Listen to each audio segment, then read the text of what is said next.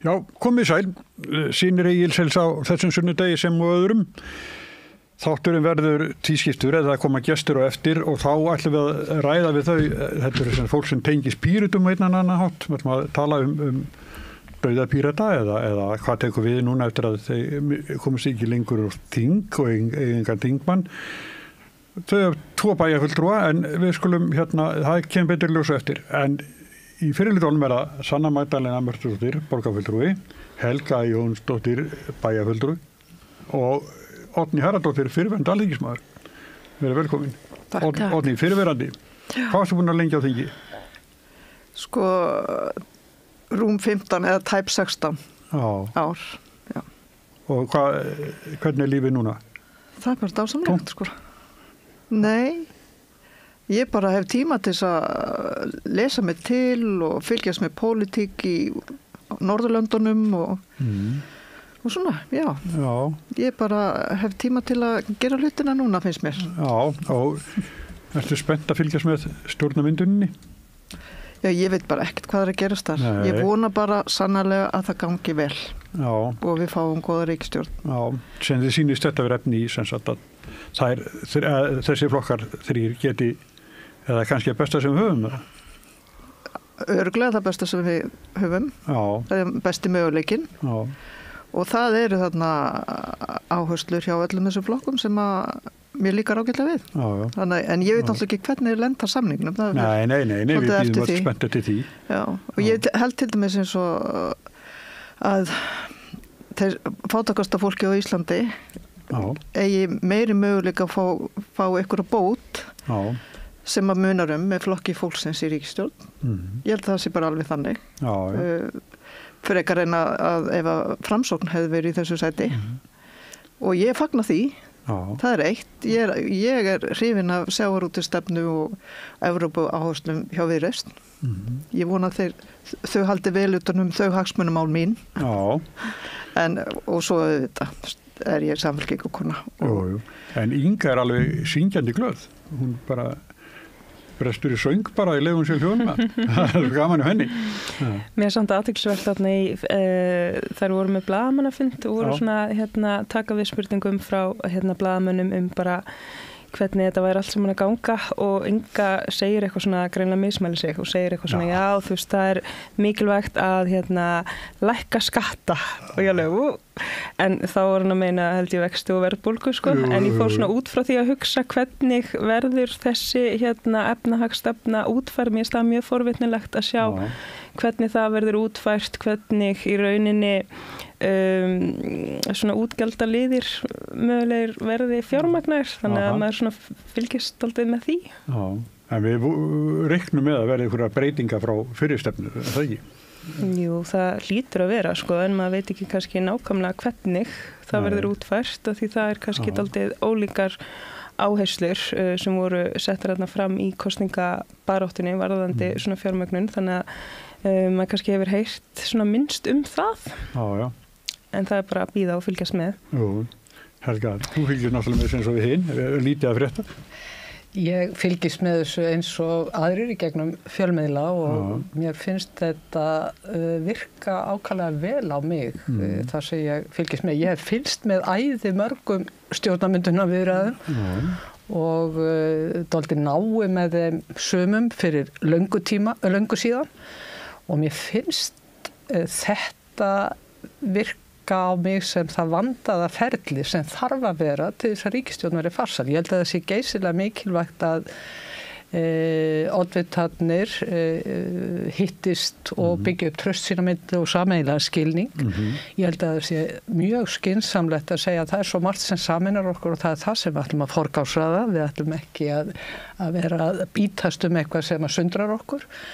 Og ég tek undir það með Oddnýju að mér finnst svo mikilvægt að við séum að fá í ríkisstjórnar samstarf ef allt gengur eftir fulltrúa úr flokki sem tala með hjartanu og sem talar út frá hagsmunum þeirra sem að hafa borið skarðan hlut frá borði í áratuga ný frjálshyggjustefnu sem að hefur ráðið ríkjum hvarvetna í hinn vestra heimi. Og það aldrei mikilvægt að hugsa það sko hvað margt hefur sko eiginlega brotlent í hugmyndafræðinu sem að var, því að ég satt einmitt ríkisstjórnarfundi á þeim tíma sem að var ritari ríkisstjórnar á þeim tíma sem að menn voru að horfa fram á fall múrsins og endalok þess, og svo fór ég og var í Alþjóðabankanum þegar verið var að ráðstafa því sem að verið kallað svona peace dividend, afgangurinn sem varð í fjármálakerfinu af því að menn hættu að verja jafn háum fjárhæðum til hermála. Og sko það var bara talað allstaðar á þeim nótum að það hefði átt sér stað uppgjör þar sem að kommunismin hefði farið halloka og kapitalismin væri ofan á.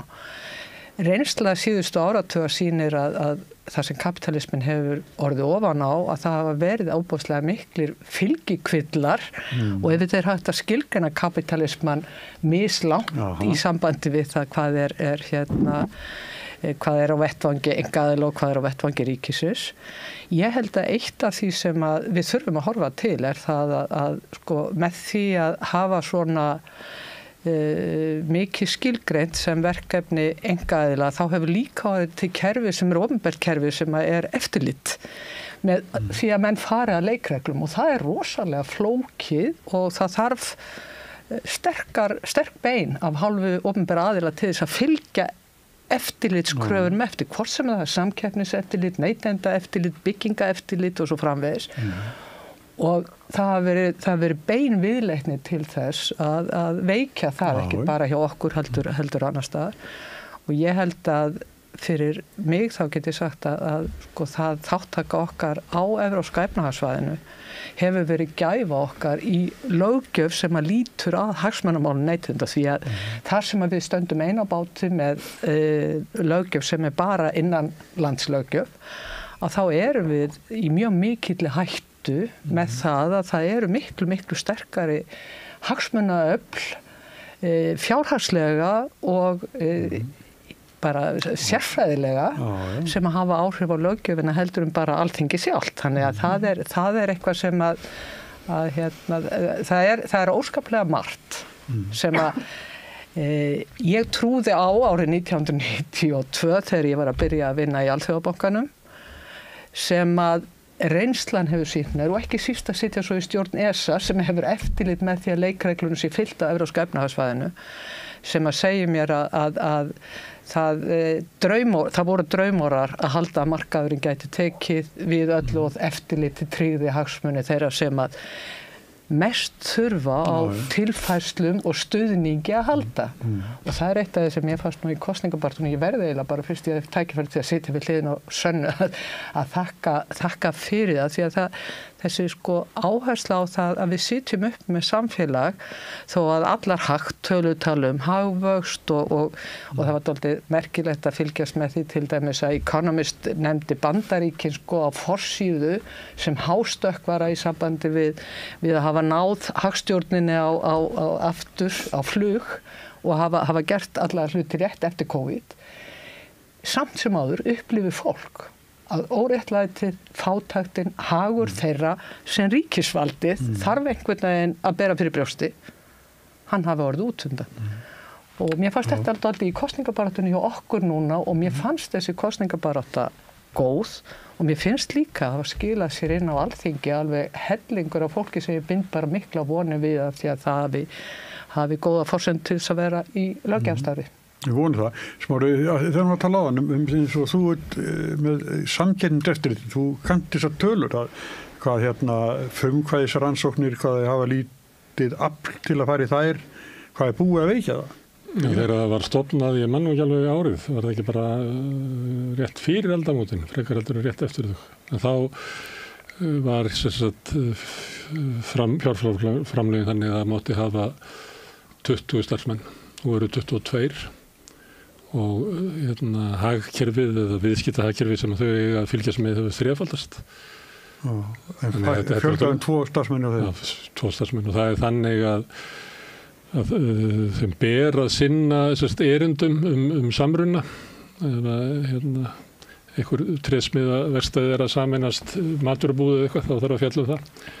Þannig eftir situr svona 1,5 stöðugildi í rannsóknir og það hefur leitt til þess að við fengum skipafélögin, tók einhver 8 ár og þar áður fengum við olíufélögin og þannig myndi að vera. Þannig það er kerfisbundið búið að vera að veikja eftirlit sem hefur náttúrulega stórskaðað Íslands samfélag. Já, já.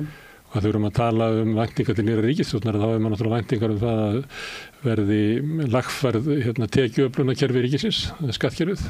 En það er líka svona hlutir, það er að stórefla samkynnseftirlit til þess að hér verði bara eðlilegra viðskiptaumhverfi.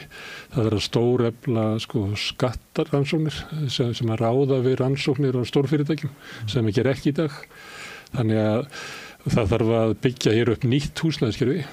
Því að tala hvort að markaðurinn sé treystandi fyrir ykkur og það var eiginlega tekin ákvörðun það þegar Íbúðalánasjóður eiginlega fer út af markaðnum eftir að var búið að eyðileggja félagslega kerfið. Já, já. Að svona 2004-2005 að þá taka bankarnir yfir lánakerfið sem að er ekki heillavanlegt. Það íbúða eign venjulegs launafólks alls þar í okkar nágrannlöndum að byggðu upp á því á opinberum lánasjóðum sem að fleytti raunverulega lánakjörum ríkisins til almenning svo að þau gætu eignast húsnæði vegna þess að venjulegt launafólk, millitekjufólk og þar fyrir neðan mun aldrei eignast húsnæði á markasvirði fastegna og markasvirði á lánum. Það bara hefur aldrei gerst í mannkynssögunni en við höfum verið núna í 20 ár með þá stefnu að það eigi að gerast fyrir eitthvað dularfullan hátt. En öllum er ljóst að það gerist ekki og ástandið verður bara verra og verra. Þannig að þessi ríkisstjórn þarf að mæta líka með bara nýtt húsnæðiskerfi. Það er að plan endurreisn á heilbrigðiskerfinu. Það er talandi eftirlit og fleira og tekjuöfluna. Þetta er náttúrulega rosa mikið sem hún ætti að koma með. Ég held hún kom ekki með það. Ég er að vona hún komi með mikið af því. En er svolítið hræddur hún komi með eitthvað sem að gæti litið út sem svona vilja yfirlýsingum að við ættum að fara að sirka þessa leið en sé raunverulega ekki raunverulega aðgerðir til að fara á það. Þannig að mér finnst það þó að ég skilji það vel og ég sjái það í samfélaginu, ég bara man ekki eftir annarri svona væntingu til nýrra ríkisstjórnar. Mér dettur helst í hug bara 1971, þá var ég nú bara 10 ára. En því þetta er í fyrsta skipti síðan 2013 og þar áður 71, þar sem að stjórnarandstöðuflokkar er að sitja að fara að mynda ríkisstjórn. Yfirleitt höfum við alltaf fengið einhvern stjórnarflokkin áfram og yfirleitt sjálfstæðarflokkin eða framsókn, sem er ekkit skemmtilegt, Og ég held að svona í samfélaginu það er alltaf færri og færri sem finnst það skemmtilegt tilhugsun. Þannig að rosalega væntingar, þetta eru konur sem er að mynda, þetta er náttúrulega sögulega myndir sem við erum að sjá. Þannig að rosalega svona væntingar. En mér finnst að við eigum samt að halda áfram að gera kröfur því að alveg sama hvað þessar konur eru glæsilegar og skemmtilegar og syngja mikið og eru kátar og glaðar með sína sigur og eru í svona góðum stað í sínu pólitíska ferli. Þá eigum við að gera kröfur að þær eru ekki lausnin. Þær verða að koma með lausnindar. Mér finnst líka að því það verður að tala um eftirlit mjög mikilvægt eftirlit með byggingar iðnaði, ekki bara náttúrulega vegna gæða húsnæðis og sjáum náttúrulega það er búið að brjóta niður þetta eftirlit og það þarf að tryggja húsnæði sem er verið að byggja upp sé bara gott húsnæði, vandað húsnæði og líka í rauninni eftirlit varðandi tengsl á milli atvinnurekanda og launafólk sem að í mörgum tilfellum kemur hingað til lands erlendis frá að vinna við að byggja upp húsnæði og býr síðan bara við ömuleg kjör og er einhvern veginn háð atvinnurekandanum varðandi bara kjör og húsnæði eða var alltaf þetta kallaða húsnæði því við höfum séð með þessar myndir og þessar úttektir þar sem við verðum að skoða hvar verkafólk býr og þetta er bara oft mjög sláandi framsetning og við hefum heyrt þetta ár eftir ár og þetta er svona kannski hægt að koma óvart en það sem kemur óvart er einhvern veginn að hið opinbera sé ekki komið með sterkari viðbrögð gagnvart þessu og viðbrögð gagnvart launaþjófnaði og einmitt talaði í kjarasamningum 2019 að það ætti að taka fastar á þessu og svo sjáum við bara að þetta gerist aftur og aftur þannig að alls konar svona þættir sem að þarf að styrkja og efla og eins og til dæmis, þú veist, við erum með viðmið Airbnb, það ákveðnar svona reglur, en svo ein manneskja á skrifstofunni sem að fylgjast með, svo getur ekkert í rauninni kannski vera að sinna öllum ábendingum sem koma fram, þannig að þú veist, það ekki nóg að vera einhvern veginn með einhverja húsnæðisáætlun ef þú ert ekki með alla hina þættina tryggða til að tryggja að þetta gangi allt vel og það sé eitthvað sem taki við þegar það bara verið að brjóta fólki til dæmis og brjóta bara þessi viðmið sem við höfum sett okkur það sem teljum eðlilegt og þetta síðan fer inn í stærra samhengi bara framtíð í rauninni svona ýmislegt á vinnumarkaði sem að eiga sér stað, þessi svona störf sem hafa verið að koma fram, þetta svona gig, þetta hark, þessi sendlar á volthjólum, alls konar svona spurningar sem vakna, þetta alveg stór umræða sem þarf að eiga sér stað og einmitt svona geta fyrirbyggt að við séum bara brjóta niður hvað segir maður, öryggi á vinnumarkaði og þessu svona hefðbundnu störf þar sem réttindi og skyldur skýr og þar sem aðili í einhverju svona launasambandi fast ráðinn við atvinnurekandan. Þetta það sem að Sanna að lýsa hérna bara ógn við velferðarsamfélag leið og vinnumarkaðurinn fyrir að vera óheilbrigður þá brotnar stoðin undan velferðarsamfélaginu og það ekki nóg að vera með einhverja ábyrga hagstjórn, það þarf að vera með velferð fyrir alla og það verður að vera heilbrigður vinnumarkaður og á því þarf að taka og það mun ekkert kosta neitt rosalega margar krónur úr ríkissjóði. Það þarf bara að taka til á þessum vettvangi og setja skorður og viðmið og allt það og það mjög mikilvægt að gera það. En það annað sem við held ég að við þurfum að tala hérna, við höfum talað húsnæðismálin við þetta borð, við höfum talað samkeppniseftirlitið og ógnina við bara lýðræðið þegar að fyrirtæki vaksa og verða valdamikil og af hverju samkeppniseftirlitið svo mikilvægt fyrir lýðræðið samfélag. En við erum núna með þá stöðu á Alþingi að við erum með jafnaðarmannaflokk sem stór og engan vinstriflokk. Ekkert vinstra megin við jafnaðarmannaflokkin og þetta mjög skrítið og ég veit bara ekki hvort það sé nokkuð stað til, allavega svona í nágrannaríkjunum og aðhaldið sem á þingi mun verða á ríkisstjórninni kemur frá hægri. Þannig að aðhaldið fyrir utan þinghúsið þarf að vera frá vinstri og við sem erum vinstra megin í tilverunni, við þurfum að vera svolítið meðvituð það, styðja við það sem okkur finnst vera gott og samfélaginu til góða, en líka vera aðhald til megin frá. Því að stjórnarandstaðan með Bjarna og Sigurð Inga og Sigmund Davíð verður rosaleg. Þú kannast við það? Ég kannast við það og þau svífast einskis og þau standa á orginu í pontu og munu tefja fyrir öllu ef ég þekki það rétt og þau hafa reynslu á því og þegar þeir eru að tala eins og Bjarni segir að hann hlakki til, Bjarni náttúrulega, hann hrókagikkur, það bara þannig og við vitum það og hann tala niður til kvenna og það allt þvæla. Þingsins bara. Já, og ef það vera gagnrýna þá það allt meira minna þvæla og fólk hefur ekki lesið 101 í hagfræði og svona og nú bara að halda sér til hlés og hann hafi rétt fyrir sér. En það fer Sigurð Inga ekki drosalega vel að vera hrókafullu finnst mér. Nei, og þegar hann var að segja, þegar hann steig fram og vildi meina að þær væri ekki læsar á tölur þessar konur Sáðum þetta? Já, sem að mér fannst bara pínu hlægilegt og fer honum ekki vel. Nei. Ég vona að hann fari ekki inn á þessa braut líka Þannig að þetta staðan. Hann var nú rellabjarna. Já, þeir munu einhvern veginn finna út af þessu og þvælast fyrir og þess vegna þurfum við sem að viljum styðja góðmála láta í okkur heyra. Og vinstri þarf svolítið að setjast niður og tala saman. Og reyna einhvern veginn að gera eins og þær að gera núna, að finna út hvað sameiginlegt hérna. Vinstri þarf að gera það. Vinstri grænir, sósíalistar, píratar og bara við hinn sem erum vinstra megin. Finna út úr því hvernig við getum eld okkur að nýju. Af því það nauðsynlegt fyrir samfélagið. Og við bara sjá, það er bara dagljóst. Mér finnst svolítið merkilegt að heyra lýsinguna á því að menn þurfa að vera undir það búnir að verði þessi ríkisstjórn sem nú að vera undirbúa veruleika, þá verði mjög erfið stjórnarandstaða á þinginu og mjög yfirgangsum eins og ég skil Oddnýju, og af því að Guð minn almáttugur, hvað mér finnst miklu betra að hafa slíka raddir í stjórnarandstöðu heldur en að þessi ráðandi og fari með yfirgangssemi með völdin Algjörlega, á almannahagsmunum á Íslandi. Já.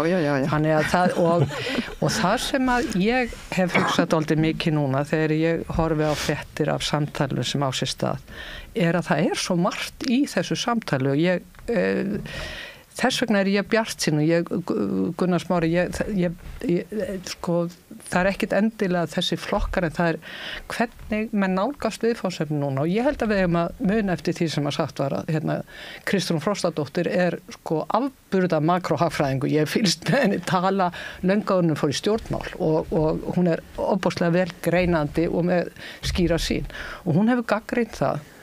Hún læs á tölur öfugt við það sem Sigur Ingi segir. Og alveg sko frá því að hún byrjaði að láta til sín taka á Alþingi, þá hefur hún gagnrýnt fjármálastjórnina sem byggist á því að fjármagna ekki verkefni. Við erum með endalausar stefnur það að fara hitt eða þetta og hún hefur líka gagnrýnt á og sagt það óraunsætt að tala það að gera hitt og þetta og vera ekki reiðubúin til að segja hvernig á að gera það.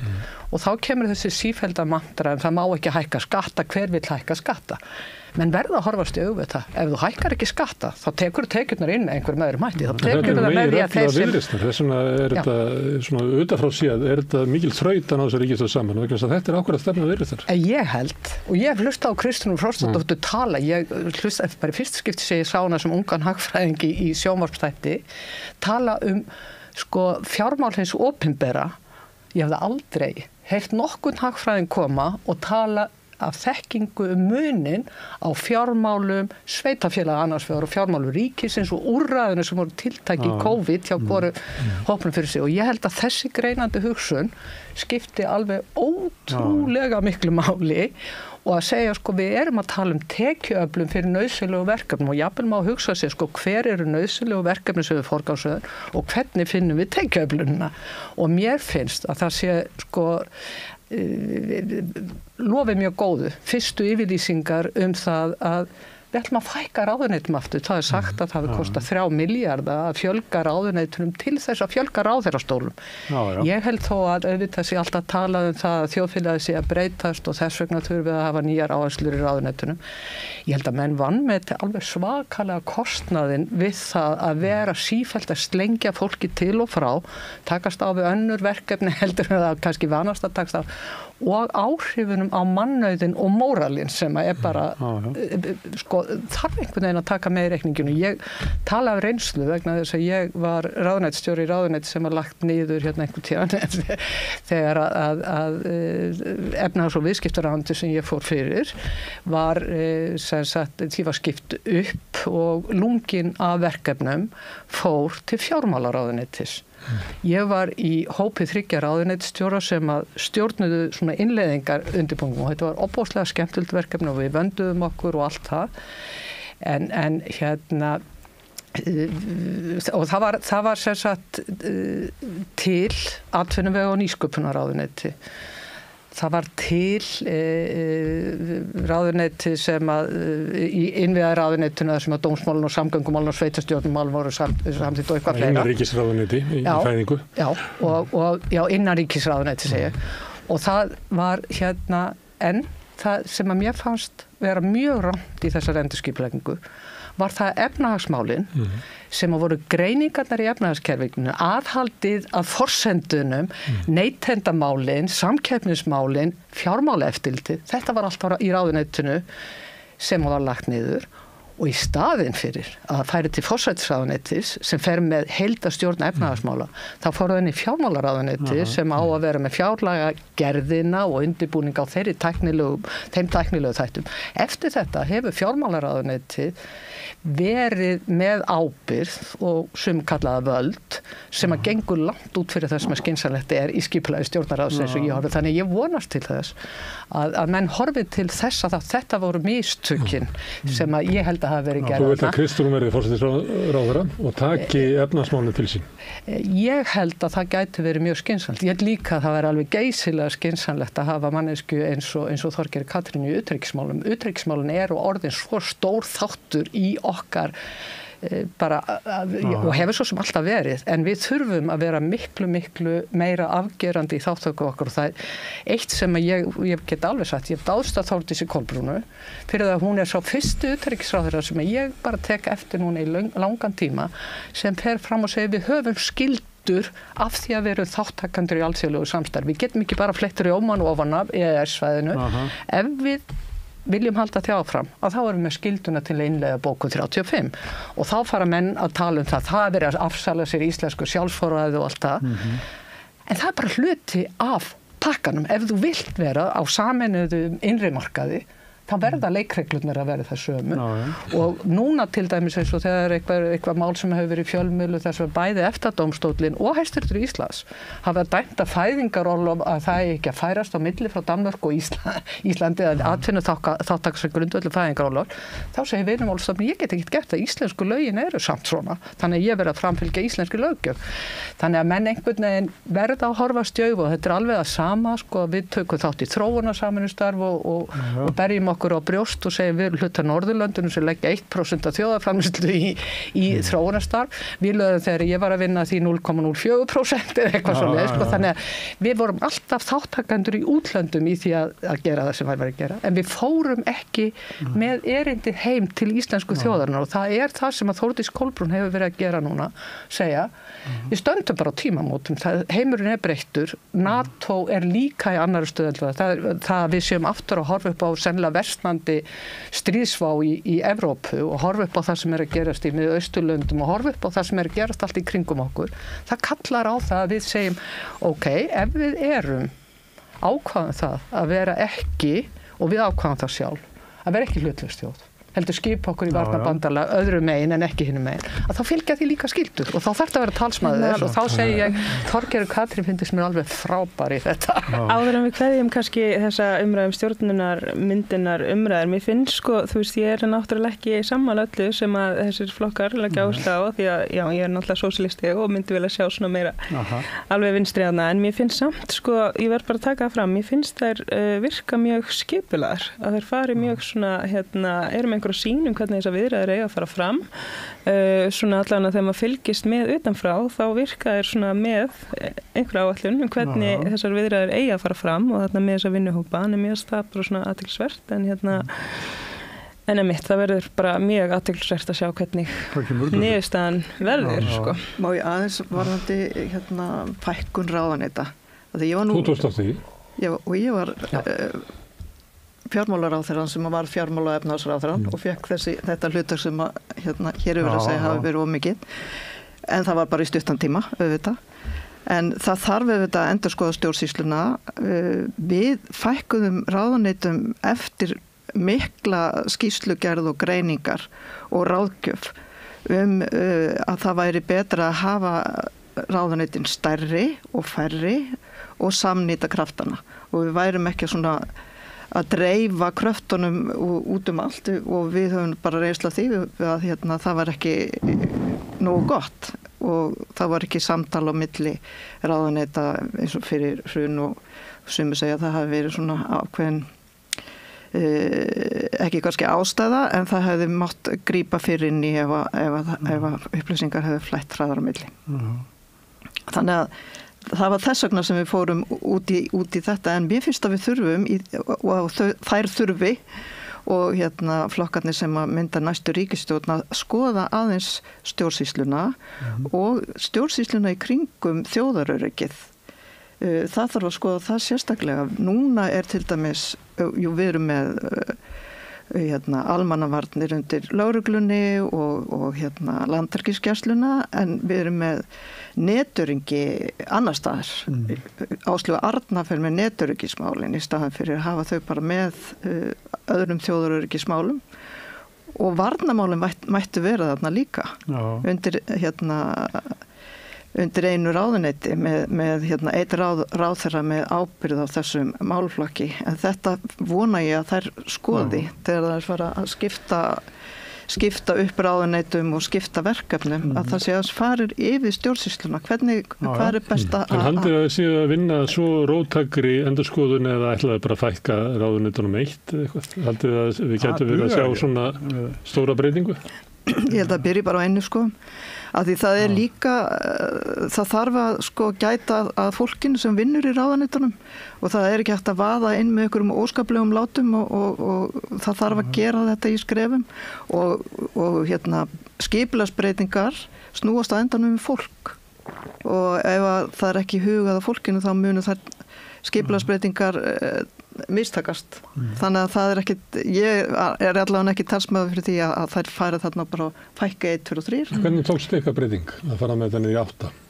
Sameina heilbrigðis- og félagsmálaráðuneytið. Það voru mikil breyting, mesta breyting sem ég man eftir. Já, og það var, þá var verið að huga því að félagsmálin og heilbrigðismálin töluðu saman og það verið samlegar áhrif þarna á milli, en það þótti of stórt ráðuneyti. Því var skipt upp, það leið ekki langur tími þannig til að því var skipt upp. Akkur var það á stort? Já, fyrir ráðherra? Já. Svo stór hluti af... Þetta náttúrulega næstu helmingur af fjárlögum. Fara í þessi 2. Já. Það kannski verið það, en ég veit að það ekki verið lítið á þessi vandamál hvað fjármálaráðuneytið voruð stórt. Ég held að við fjölga starfsmönnum var 100 eitthvað bara á örskumum tíma. En það leið ekki langur tími þannig að það var komið sér heilbrigðisráðuneyti og svo félagsmálaráðuneyti. Í mínum huga var það óskup einfaldlega liður í því að menn voru að gera ríkisstjórn og finna fleiri verkefni. Þannig að það segir ekkert gildi og skipulag velferðarráðuneytisins að svona mikill hluti ríkisútgjalda fari í gegnum það. Og ég held að það sé alveg rétt að þessi mál eiga mjög vel heima saman sem velferðarmál og einhvern veginn finnst mér að og ég það síður en svo mér hefði dottið í huga að Oddný hafi verið með valdagræðgi að taka efnahagsmálin og ég hef alltaf verið sátt við að ráðuneyti sem ég var í var lagt niður. Ég vann á grundvelli að innleiðingunni á grundvelli þessar úttektar og þessar ákvörðunar sem hafi verið tekin og fannst sem sagt mjög auðvelt að vinna úr því efni vegna það var alveg skýr sín af hverju vildu menn hafa ráðuneyti skipulagi svona og þá var það framkvæmd og það var verkefni snerist það að upplýsa starfsmenn, hafa það með í ráðum, hlusta á athugasemdir og reyna að sjá til þess að það yrði forysta í ráðuneytunum sem að fylgdi málum eftir. Það sem að, ég átti við þegar ég var að tala um að ég hef talað mistöng með efnahagsmálin vegna þess að það þarf eins og maður segja svona checks and balances, þú þarft og efnahagsráðuneytið átti að vera aðhaldið af fjármálaráðuneytin, átti að vera aðhaldið og grunnurinn af því sem að og þar var neytendaverndin líka undir og svo þannig að, og Seðlabankinn og þetta held ég að sé miklu skynsamlegra, hefði verið miklu skynsamlegra að fara í forsætisráðuneytið og hætta því að vera að taka alls konar verkefni inn í forsætisráðuneytið. Þegar ég var í forsætisráðuneytið í árdaga, það vorum held ég 5 starfsmenn, ég ekki að segja að það hafi verið til eftirbreytni, það var eitt verkefni sem var þar og það var að sjá ríkisstjórnina, halda ríkisstjórninni saman og forsætisráðherra var í því stöðugt að hringja og passa upp á það að allir hefðu upplýsingar sem væri verið að gera það sem verið að gera og það var verið að skipuleggja betri ríkisstjórnarfundi og ég alltaf að segja það núna en af því að við erum að tala um eftirlit umboðsmaður Alþingi sem var þeim til í þessari ríkisstjórn sem ég vann í undirbúningi þeirra löggjafar að það eitt af því sem er alveg óheyrilega mikilvægt að borgarnir eigi atkvarf sem að getur tekið það út ef að stjórnsýslan bregst og það sem að núna í skýrslunum frá 2023 eiginlega stórkostleg lesning. Það tekur hann það fyrir að ríkisvaldi hjá okkur forsetinir ábyrgðarlaus af framkvæmdarvaldsathöfnum, þetta skiptist á ráðuneyti og borgararnir eiga rétt á því að það sé ekkert verkefni sem fer og dettur milli skips og bryggju. Þannig að það á að vera skýrt hvaða ráðherra ber ábyrgð á hvaða verkefnum og ef að eitthvað áleitið í ágreiningsmálu þar, þá það hlutverk forsætisráðherra að skera úr. En almennt líka talað um það ríkisstjórnarfundir eru trúnaðarfundir ríkisstjórnarna til þess að tala um mikilvæg stjórnarmálum. Og það þýðir það að þeir stjórnmálaflokkar sem standa að baki ríkisstjórn verða að eiga aðgang að því sko hvernig verða að fá vitneskju það sem rætti við ríkisstjórnarborðið það sem verið að samræma og slaka til, gera málamiðlanir og svo framvegis. Þú gerir það ekki bara með því að sitja og segja ég fer með forræðið í mínu ráðuneyti og það sérstaklega í skýrslu umboðsmanns Alþingis þá farið yfir ákveðin málefni eins og það að rafvæða lögregluna einhver leyti með einhverju rafbyssum, það farið yfir Íslandsbankamálið, það farið yfir ákveðin mál sem að draga það svo skýrt fram að verkefni stjórnin í ríkisstjórn sennilega mikilvægasta hlutverkið af öllu og þess vegna held ég að það að gera góða stjórnarsáttmála þar sem að menn forgangsraða vel hvaða sem þið geta áorkað, ekki að fara út og suður eins og kannski einkenndi pínlítið ríkisstjórnar sem var svo metnaðarfull sem Árni var að tala og gerði alveg ótrúlega marga góða hluti held ég reyndar að það sé haldið utan maður, þetta sé hópur sem að byggist á því að þingmennir sem að standa baki að þeir hafi skilning á því að það engin eitt sem hann sínu fram. Þetta spurningin það að finna leiðina áfram út frá gildum og markmiðum og það alveg ótrúlegt að einhvern veginn hefur maður svo miklu tilfinningu af því að það hafi verið haldið hlutum bara undir pottloki í langan tíma þannig að það voru ágreiðsmál og eins og bara forsætisráðherra fyrrverandi lýsti núna á dögunum að kergjan óx endalaust í þingflokkunum sem að baki búa. Það má ekkert, menn allir áfram að vera átt að segja á því að þeir þurfa að sækja sitt umboð til þingflokksins. Og líka langtíma sín að hafa þessa langtíma sín að því kjörtímabilið 4 ár svona oftast og þá náttúrulega ef það reglulega svona uppstokkun á ráðuneytum og skipulagi þá þetta hefur það áhrif síðan þegar að ný ríkisstjórn tekur við. Þannig ef það verið að vinda ofan einhverjum breytingum, fara í aðra breytingar,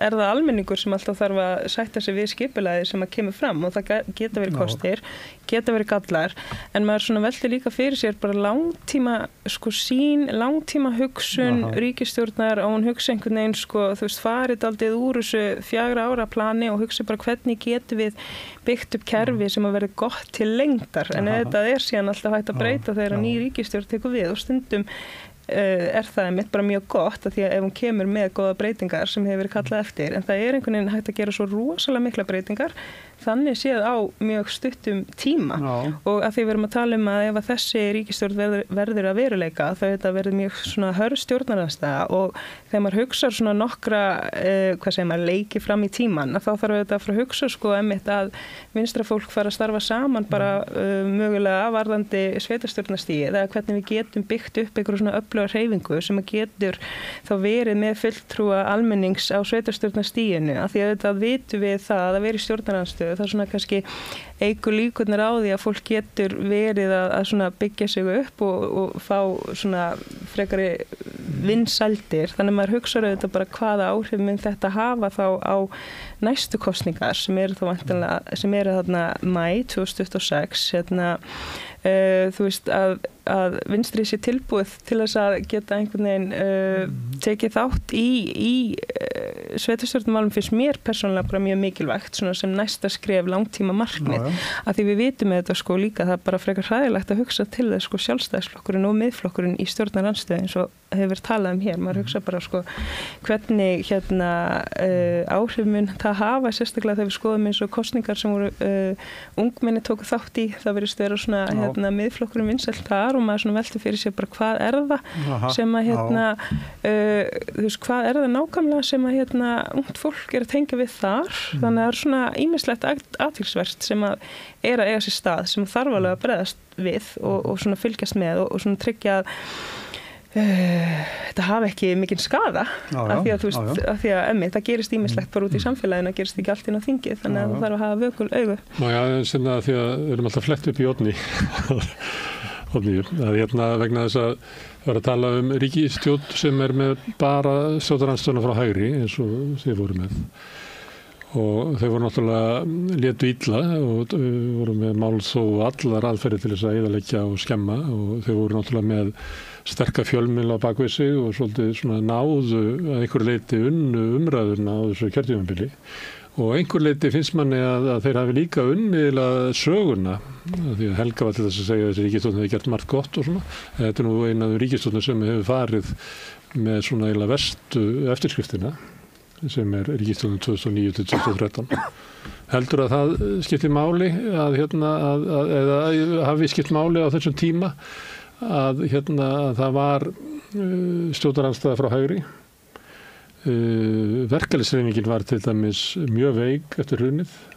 Verkalýðshreyfingin kannski undanfarið líklegri til þess að geta komið með stjórnarandstöðu við ríkisstjórn frá vinstri og heldur að það hefur skipt máli að fyrir svona hverju þessi ríkisstjórn náði fram að það hafi verið þessi uppstilling á þinginu sem við erum að fara að horfa á aftur núna? Ég bara veit það ekki, sko. En það var auðvitað meiri breytt til vinstri í þeirri ríkisstjórn. Já, það verður stjórnarandstaðan var gagnrýnin var öll frá hægri. Já, hún gagnrýnin var frá hægri. Og stjórnarandstaðan er svona hluti af því að toga miðju umræðinnar. Já, algjörlega. En við höfðum, jafnaðarflokkurinn hafði þó flokk vinstra megin við sig í þeirri ríkisstjórn. Ég held sko að því stundu þegar að svo voru við náttúrulega í stjórnarandstöðu frá 2013 og sumir innan okkar raða vildu vera með harkalega stjórnarandstöðu og aðrir vildu hafa hana kurteislegri og ég var ekki alveg vissum og svo endur við með að vera frekar kurteis, myndi ég nú segja. En stjórnarandstaðan þeirra 2009-2013 sem var sannarlega ekki kurteisleg, hún var hávær og mjög að mínum að þetta ósangjörn og óvægin og það var verið að býta í hælan á okkur allan tíman og við vorum með rosalega erfið verkefni og það var mjög erfitt að vera jafnaðarmaður í ríkisstjórn sem þurfti að brúa 216 miljardar gat sem var rosalega stórt gat á þeim tíma og ég held að svo stjórnarandstaða hafi bara náða árangri. Þannig, og ég held að það sé þess vegna sem að þau þegar að hægrið er í stjórnarandstöðu þess vegna beita er harkalegri það virkar. Að því það virkar. Þeir vita að það virkar. Hérna er með svona dæmið þetta að hérna mókonum lítil samþjöppun aflaheimilda, segja þeir og en svo þegar við lestum þetta þá er að miða við einhverja samkeppnisreglur einhver staðar í Evrópusambandinu en ekkert íslenska veruleika heldur svona er það upptáttur en mér langar hérna hver ykkar hérna horfðu á viðtölum við Katrínu Jakobsdóttur? Ég á eftir að horfa á það sko. Já. Horfðu ekki? Ég bara horfði á eitthvað nokkra mínútur sko, svo ekki bara gesti og hef ekki farið aftur inn á hann. Ég horfði á eftir á honum Heimi. Það var svona í gangi og svona, ég get ekki verið að sagt að ég hafi verið með full athygli sko. Nei, sko, það sem athygli mína er náttúrulega, hún lýsir ekki við neinni ábyrgð á neinu sem miður hefur farið, alls ekki, og bara svolítið svona ákveðin í eigin ágæti og svo fyrir okkur blaðamennina að þá kemur fram að það var lengi búin að vera ólga í ríkisstjórninni. Það er eins og sko fjölmiðlarnir hafi bara ekkert verið á vaktinni. Við munum að báðir Smári vorum að hringja heim til ráðherra aðstofmanna vorum alltaf að leita. En er hún ekki bara að vísa til ágreining sem að var upp á borðum sem að var kom meðal annars fram með að þingflokkur Sjálfstæðisflokksins stóð eiginlega ekki að baki neinu stjórnarmáli sko. Nei, þetta er alveg sko frá fyrra kjörtíðanbylnu sem hún er að tala það var alltaf eitthvað núningur og erfiðleikar. Já, þetta er svo Sjálfstæðisflokknum í sambandi við COVID og ég meina ráðherrarnir fóru ekki svona eftir sko reglunum sem voru settar umgengni sko, samkomur. Þannig að ég erum ekki bara að vísa í það að Sjálfstæðisflokkurinn har alltaf gert þetta og komist upp með það að hann getur gert stjórnarsáttmála en haft svona, ég veit ekki hvort það sé bara skrifað í skýin, að hann má alltaf svona, taka öll mál til endurskoðunar. Þannig að málin er ekki kláru nema þú kemur þeim í endanum í gegnum þingflokkin. En þá er líka búið að brjóta niður mál sem að kannski átt að verða svona stórt, niður í eitthvað svona. Og ég meina, mér finnst Sjálfstæðisflokkurinn hafa alltaf komist upp með annars konar hegðun í íslenskum stjórnmálum heldur nokkur annar flokkur. Nei, sko áður hefði fjölmiðlarnir byrjað hérna, en ekki það að koma niður. Það er sko, mér finnst þetta svona, það sem hún er að segja, mér finnst að vera svona þungur dómur við fjölmiðlum. Það var náttúrulega COVID-árin, það var náttúrulega COVID-ár ákaflega sérstuð, þar sem fjölmiðlarnir bara svissuð allt inn yfir, í staðin fyrir að vera með sjónarhótt svona einhvers staðar hjá almenningi og fóru yfir því að verða hluti af svona, ég veit ekki, almannavaldinu eða bara ríkisstjórnunum, það sem að voru, þið kannið munið eftir þessu, það var í öllu fréttatímum, það var einhver ráðherra í settinu á RÚV og það voru, það var bara, eins og fjölmiðlarnir litu á að þau voru hluti af öryggis, verkfærum stjórnvalda til að halda kontról á samfélagi. Auðvitað var fleira að gerast í samfélaginu heldur en COVID, sko. Það var bullandi ágreiningur í ríkisstjórninni, við vissum ekki það því. Og mér finnst að sem ég las út og svo annar líka sem að hver arfleið Vinstri grænna og þá segir hún kynrætt sjálfræði og þungunarof og svo má áfram telja. Breytingar á örorkulögum. Já, en okkur þá áttu þau að segja, já, gerðu svo vel, teldu það upp, sko, stað fyrir að hún tegur upp 2 mál og svo má áfram telja.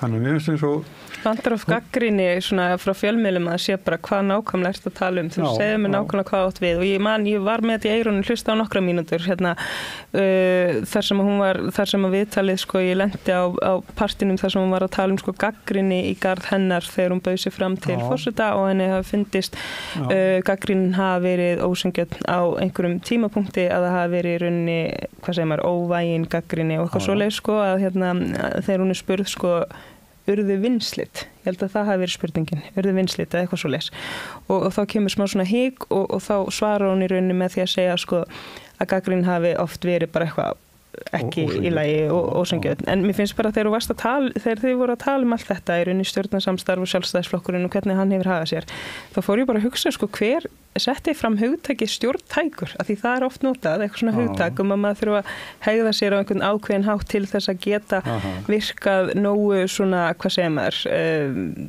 til þess að geta einhvern veginn fungerað einhverju stjórnarsamstarfi. Þetta bara svo fáránlegt hugtak sem ofta ekki staldra við, sko, hvað þýðir það að vera stjórntækur, af hverju þetta hugtak sett fram, hvað þýðir þetta nákvæmlega, ekki sjálfstæðisflokkurinn að brjóta það sem hann segir rauninni aðrir flokkar að vera þegar þau eru einhvern veginn bara svona, já, við erum í stjórnarsamstarfi, samt við stjórnarandstöðu, þú veist, einhvern veginn að minnst þetta bara svona athyglisverðar pælingar í þessu samhengi, sko. Stöðamál hinna.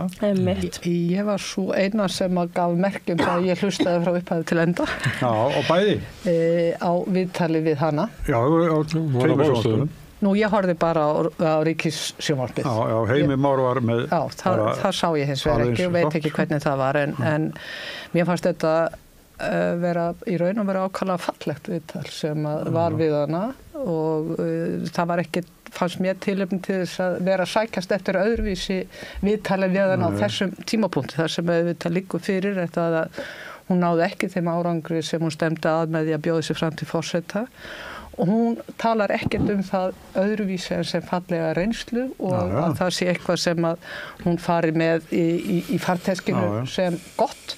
Hún talar allstaðar sko fallega þá sem hún hefur unnið með en hún segir, sem að mér finnst það merkilegast, hún segir að það var kergja í þingflokkunum og það var kergja sérstaklega í þingflokki sjálfstæðismann og það auðvitað dálítið held ég umhugsunarefni sem Gunnar Smári bendir á að sjálfstæðisflokkurinn hefur svo lengi verið valdaflokkur á Íslandi að ef hann fær ekki sitt fram að þá bara voðin vís. Það telur sig ekki skuldbundin á samkomulögum. Sko. Nei, þannig að sko það og það að það sé hægt sko að ráðherra jafnvel ætla að leggja fram þingmál sem njóti ekki stuðnis í ríkisstjórninni og að þeir sko og að þeir fari gegnum reglugerðir án þess að tilkynna það með mjög umdeild mál.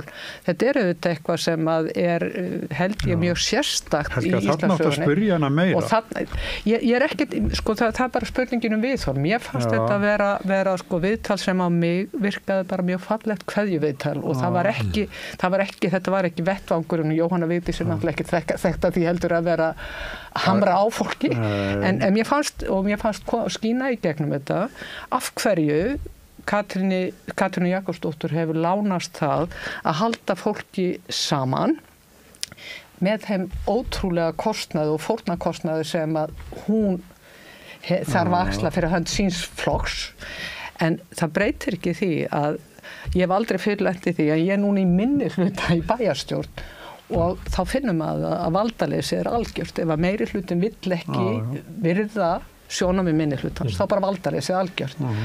Og það sem að Katrín Jakobsdóttir var að segja það að með því að Vinstri grænir tóku þátt í þessu ríkisstjórnarsamstarfi, það heilmikið af málum sko, sem að snerta náttúruvernd og orkumál og ýmislegt sem að þeir hafa lagt inn fleira og hún nefnir sem gjarnan sko, og tengt við hana gjaldfrjálsar skólamáltíðir í grunnskólum sem að sko í mínu sveitafélagi var sko þeir sem eru pólitískt og öndverðu með hann fannst þetta alveg arfavont mál og bara alveg hryllilegt og skelfilegt en hún gerir þetta því að hún fekk þetta úr kjarasamningunum hún gerði kjarasamningsaðilunum kleift að gera þetta og við þurfum að gera okkur grein fyrir það hefði aldrei Vinstri grænir eru náttúrulega búin að hafa þetta held ég á dagskrá með hans lengi en hvað sem því líður þá er þetta bara það komið fram hérna áður frá þeirra sem tóku þátt í þessu samningum að hún var algjör lykil aðili í samningum við aðila vinnumarkaðin svo kallaða frá hendur ríkisstjórninni. Þetta kom það í ljós þegar hún var farin að hafði eiginlega engin ráður en á þessu samkomulagi sko. Og sem er eiginlega, ég held að sumriðtum eftir segja það að ríkisstjórnin dóur þessu. Þannig að hún hefði getað náð miklu meiri árangri í sko baráttunum við verðbólguna ef hún hefði tekið ábyrgð á sko samningunum sem voru gerðir og það sem að ríkið þurfti að gera til þess að viðhalda. En það sem ég ætlaði að segja það sko að þó svo að hún hafi náð þessum árangri að þá var sko ekki gert það sem ég held að forsætisráðherra eigi að gera að krefjast þess að allir hegði sér í samræmi við leikreglurnar og að ríkisstjórn eigi ekki framtíð fyrir sér ef að sumir eru alltaf ófúsir til þess að styðja málefni sem eru á forræði annarra ráðherra eða annarra ríkisstjórnarflokka. Og ég held líka að hún innan síns eigin hóps hafi verið dæmt mjög hart fyrir það sem fólki fannst að það var sko, í raun og veru sko, hort upp á það sem að umboðsmaður Alþingis fjallar sem sölun á Íslandsbanka spillingamál. Það var hort upp á stofnun Landsréttar, spillingamál og það gerðist á hennar vakt og það var ekki hennar flokkur eða hennar ráðuneyti sem bara ábyrgði á því. Þetta eiga á hennar fólk mjög erfitt með að fyrirgefa. Þannig að ég held að hún hafi sko tekið á sig af því að hún taldi að hún væri að ná líka mjög mörgu góðu fram. Þá hafum við tekið ákvarðanir sem voru ekki sem enn þoldu ekki í flokkunum. Þegar þú varst að tala utanríkismál, varst að tala að Þórdís Kolbrún hefði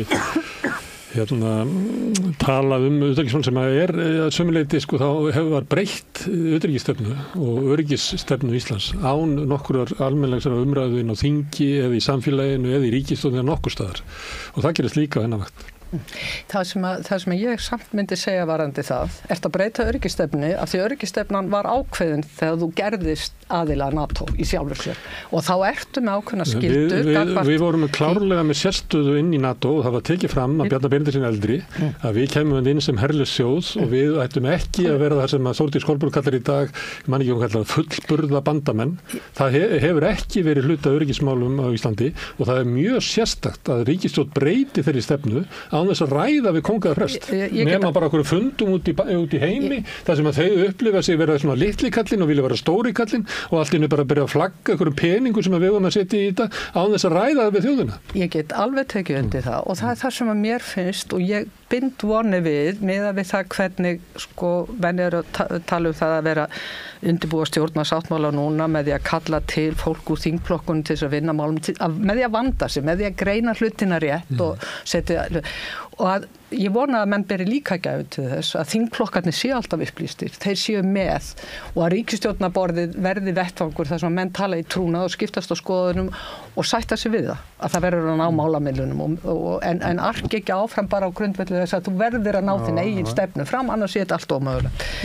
Já, hún sagði sko Þórdís Kolbrún Reykfjörð Gylfadóttir að því ég hlustaði á viðtalið þarna í Silfrinu þá talaði hún sagði sko verðugur bandamaður og mér finnst það svo athyglisvert að greina bara orðræðina hún var í rauninni að segja bara eitthvað þú veist við þurfum að hafa vini okkar góða við þurfum að þú veist taka þátt í þessu og hún sagði eitthvað svona þú veist framlög okkar ég held að það verið þá til Úkraínu væri sko ef við værum að greiða eins og Norðurlöndin þá væri það 8-falt meira hún var alltaf að hamra á þessu sko þú veist eins og hún líti á að Ísland þurfi einhvern veginn að standa sig í þessum útgjöldum og vera með af því þetta sé þú veist vinir okkar við þurfum að passa upp á okkur án þess að þessi umræða hafi farið fram og svo var hún að gagnrýna að umræðan hafi ekki farið fram og maður hugsa bara þú varst ert yfir þessu málum, þannig hver ber ábyrgð á að það hafi skort umræði og einhvern veginn svona pælingin daldi bara svona ef að við þurfum að vera jafn stór og hin og einhvern veginn minnst athyglisvert líka bara greina þessa framsetningu,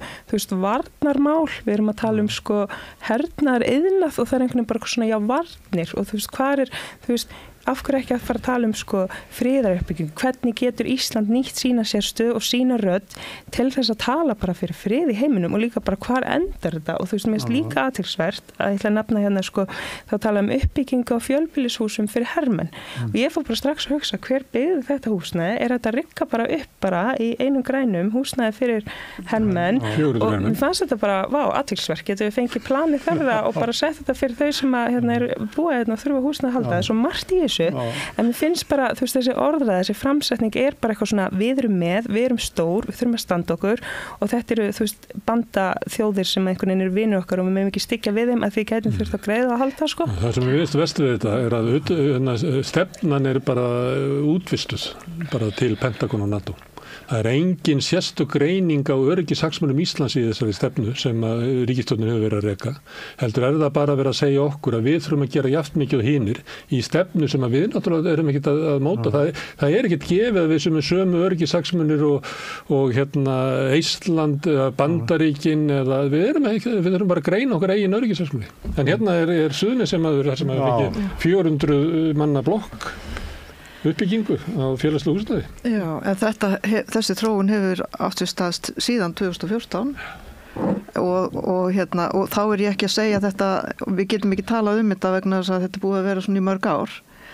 En við eigum einmitt að tala þetta og mér fundist skort á umræðu og umræðu suðu með sjó, sko, vegna þess að það eru 400 mann sem bætist inn á þjónustukerfin okkar, sko, því það þarf auðvitað að þjónusta þetta fólk, það meiðir sig og verður veikt og allt það, sko. Og nú komum við ekki með spítal og skóla og eins og þið gerðu áður. Nei, þeir voru auðvitað 5.000, þetta var 5.000 manna þorp, þannig að 400 verður ekki eins var við það auðvitað. En mig langar til að taka... Kannski það bara byrjunni. Já, ég veit það ekki, við þurfum að taka þessu umræðu. Mér finnst að það þurfi að gerast og ég vona að það gerist með nýri ríkisstjórn. En mér finnst leið og við erum að gæta okkar öryggis og varnarmálum, þá verðum við að gera það sem að Sanna er að segja hér. Vera boðberar friðar, tala friðsamlega lausnir og þegar friður, það þarf að taka friðar umræðina upp á hið pólitíska svið. Og þá að sláða tilbaka þegar að fólk sem að tala fyrir friði er kallað barnalegir idiotar eða pútinistar eða hvaða nú er, vegna þess að friður er það sem allir þrá, bara allir. Og þegar við erum að tala að gæta okkar mikilvægu gildum eins og lýðræði, þá þrífst lýðræði ekki í ófriði.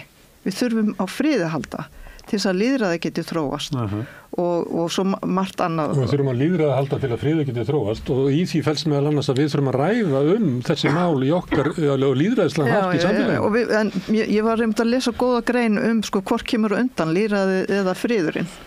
Og það er friðurinn er svo mikilvægur þegar kemur af þessum gildum sem að við viljum byggja okkar samfélög á. Og núna þegar að ófriður fer vaxandi og það er stríð í Evrópu, þá eigum við að tala frið og friðsamlega lausnir. Þá er ég ekki að segja að við eigum ekki að gæta öryggi okkar, auðvitað eigum við að gera það, en við eigum, og ekki síst Norðurlandabúar sem hafa svona orð á sér fyrir að vera boðbera friðar, að þeir eiga að stíga inn og reyna að beita sér á þeim velli. Og ég þoli það bara ekki þegar að maður talar með þessum hætti þegar að fólk segir já það er bara ekki nógu fullorðinslegt sko. Það er bara þannig. Vopnin og byssurnar eru miklu meira fullorðins. Þetta er bara hræðileg þróun sem við eigum að reyna að stöðva. Sem er þá orðin til í samfélaginu, samt? Já, það er allir eins og hersöðingi, enginn eins og diplomant hefur verið sagt. Og það á bara við öll stjórnvöld á Vesturlöndum, sko. Öll stjórnvöld. Alveg hreint eins og allir eru talsmenn í baráttunum við COVID af því að það var aðsteðjandi ógn að þá var það bara og við megum ekkert gleyma því að það er hluti af þjóðaröryggisstefnu Íslendinga að við skipum okkur í þetta varnarbandalag eða hvað menn vilja kalla það. Og í þjóðaröryggisstefnunni stendur við eigum að gera þá borgarlegum forsendum. Og það eitt af því sem að til dæmis Katrín Jakobsdóttir í því að leiða ríkisstjórn, hún bara sagði ok, við sættum okkur við það, þetta þjóðaröryggisstefna sem Alþingi hefur samþykkt. En sko þetta, ég svo mikið sammálaði að við eigum að tala þessi máli í þjóðfélagi. Við hefðum átt á öllum stundum að hafa málsvara gagnvart íslensku þjóðinni fyrir því sem að okkar fulltrúar kynnast á erlendi grundu og þegar að Þórdís Kolbrún tala með þeim hætti sem að hún gerir, að þá hún að segja okkur að það tala með einhverju tilteknum hætti og hennar skoðun svo að vilja taka þátt í því með eins og hún líður fullgildum eða með fullu sóma eða hvernig það orða. En það sem að ég held samt að hún hafi talað að við greiddum 8. hlutan af því sem að Norðmennir og Svíar gera. Já. Þannig að og við skulum hugsa það.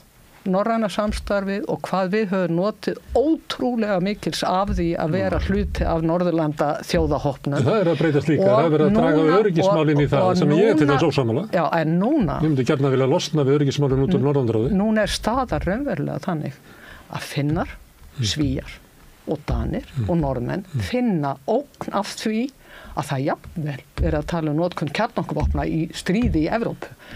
Og þeir finna ógn af það og ég veit bara því ég á afkomendur sem búa í þessu löndum að sko, fyrirmæli sem koma frá ríkisstjórn meðan það hafi 3 daga forða af matvælum til, það raunverulega þannig að það eru árásir á cyber-innviði eða hugbúnaðar-innviði sem að eru til þess að 1-2 fellur niður í Danmörku, lestakerfi fellur niður annan daginn og þetta eitthvað sem að engar skýringar eru aðrar áheldur en að það sé gert vísvitandi sem hernaðarárás og það Og einhverju bandamenn okkar sprengdu upp gasleiðslur frá Rússlandi til Svíþjóðar?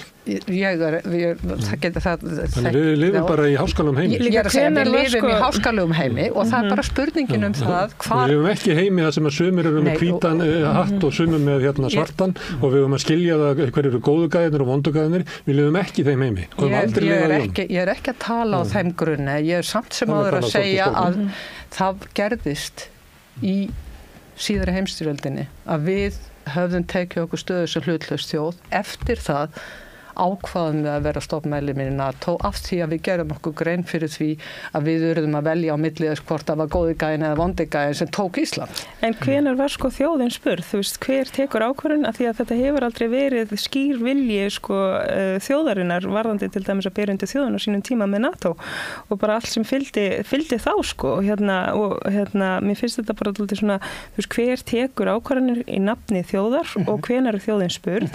Hvað er mikið í gangi þarna, það eru þessir hermenn, þú veist, hvaða vopn munu mögulega koma til sögunar, hvað er Ísland að fara að geyma, þú veist, þetta er bara stóra spurningar sem bara ótrúlegt að sko ein kona getur einhvern veginn, eða eitt stjórnmálamaður getur einhvern veginn ákveðið rosa margt í nafni þjóðar án þess að þessi umræða hafi átt sér stað og hafi farið fram, þannig að mér finnst það bara mjög óhugnalegt. Vísbendingar að almenningur vill ekki fara þessa stefnu til þess vopnakaup fyrir Úkraínu og það var við munum eftir forsetakosningunum, það voru bara 2 frambjóðunir sem lýstu við stuðningi við þessu, Katrín Jakobsdóttir og Jón Gnarr.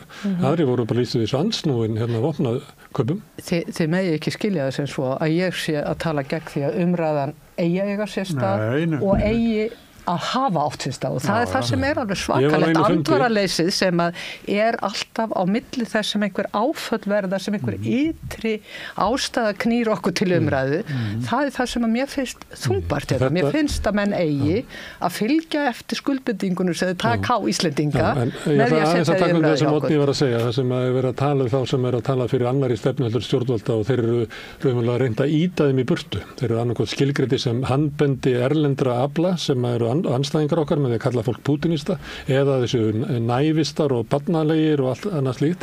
Ég var á einu fundi með Þórdísi Kolbrún, ég veit ekki hvernig hún var að nefna, en hún sagði það, hér eru sjónarmið það sem í nágrannlöndum okkar að feiki ekki svona sess á svona sviði. Og það er alltaf hugmyndið það, þeir sem er að reka þessa hernaðarstefnu, að þeir skilgrina það að ef þú ert ekki með mér, þá ertu raunverulega andstæðingur og öryggisógn við Ísland. og við erum að stíga inn í þennan heim og þess vegna okkur bara lífsnauðslegt fyrir Íslands samfélag að við tökum bara umræðum öryggishagsmuni okkar og að það verði alvöru debatt það vegna þess að það er margt sem bendir til þess að stjórnvöld sem að reka þessa hörðu stefnu sem að skilgreina það að öryggishagsmuni á Íslandi liggi gegnum þingið í Georgíu eða víglínuðinu í Úkraínu að þar eigum við að leggja allt okkar afl til þess að verja Ísland fyrir einhverjum árásum þar að hættan er svo að þessar raddir í krafti valdsins ná að vera algjörlega drottnandi og við sem eru bara annara skoðunar verðum skilgrind sem bara öryggisógn. Líka ráðandi orðræða stjórnvalda Vesturlöndum eiginlega bara eitthvað svona, þetta eru hlutir sem allir að gera. Bara eitthvað, þetta nýja normið, við erum bara í þessu og allir fyrir utan eru bara eitthvað skrýtnir og ekki með okkur í liði, Ég veit ekki hvort að menn horfa á mig ég bara aldeilis ekki þeirra skoðunar en mér finnst að við þurfum að hafa skilning á því að fólk í kringum okkur nánustu samstarfsmenn þeir skynja raunverulega stríðsógn sem að menn hafa ekki gert og héldu að eftir lokheimsstyrjaldarinnar þá varu menn búin að koma sér upp einhverju reynslu sem að gera það verkum að við fjallum aldrei aftur í þessa gröf. Þetta er raunveruleg skynjun fólks í nánustu samstarfslöndunum okkar. En við erum að upplifa líka og ég held að Vesturveldin hafi ekki hernaðlegan mátt til þess að standa við þessu orð sín.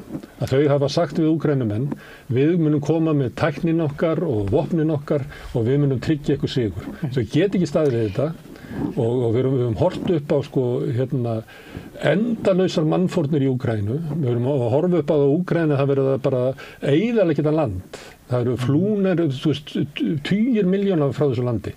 Við erum að horfa upp á algjöra eyðileggingu undir forystu þess fólks sem hefur sagst ætla að bjarga Úkraínu. Og þau ekki að bjarga Úkraínu og við verðum að fara að horfast í augu við það. Meiri segja framkvæmdastjóri NATO að byrja að segja það verður engin sigur á vígvöllunum. Og hvenær eigum við þá að fara að ræða það? Hvað höfum við verið að gera undan fyrir 2,5 ár?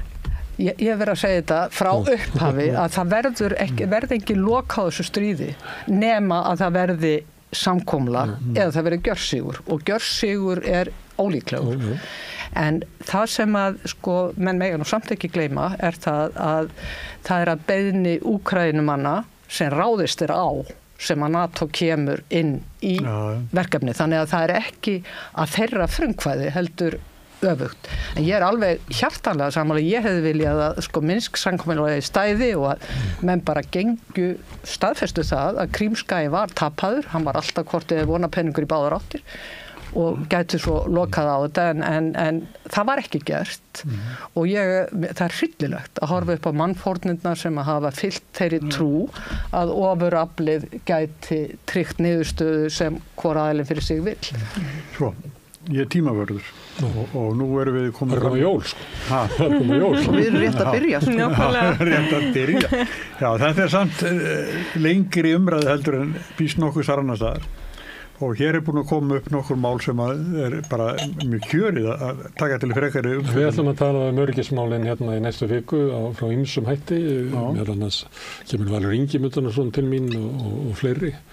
Og Þórdís Ingadóttir prófessor sem tengist kannski meira Gaza og því staði þar sem við erum að horfa upp á það að út af Ísrael að þá erum við að veikja, okkar bandamenn að veikja Sameinuðu þjóðirnar að alþjóða dómstólinn og bara eru bara að veikja kerfin sem að þó áttu að halda upp í friði. Þannig að við ætlum að reyna að fjalla þetta við rauðaborðið á ýmsum. En líka mótmæli almennings gagnvart stefnu sem að ríkisstjórn hefur verið að taka í Evrópu gegn því sem almenningu vill og vopnavæðing lögreglunar er líka bara mjög hvernig einhvern veginn stjórnvöld hafa fjarlægst almenningi vinna gegn því sem almenningu vill og almenningur að mótmæla og þá koma upp bara girðingar, táragas, alls konar svona. Þannig að þetta alls sé líka stað bara í almanna rýminu hérna. Ég hjartalega sammála því og ég held að og það vopnavæðinglar og einhvern veginn við séum að hverfa frá því að Ísland sé samfélag sem að sætti sig við það er nægilega lítið til þess kannski að gera ekki eins og stóru samfélagin geri en ég held að það þess vegna skiptir svo miklu máli að við séum alvöru þáttakendur í því samstarfi sem við valum okkur og tölum alltaf fyrir mannúð. Ég held að það skiptir ofboðslega miklu máli við tölum fyrir réttaröryggi.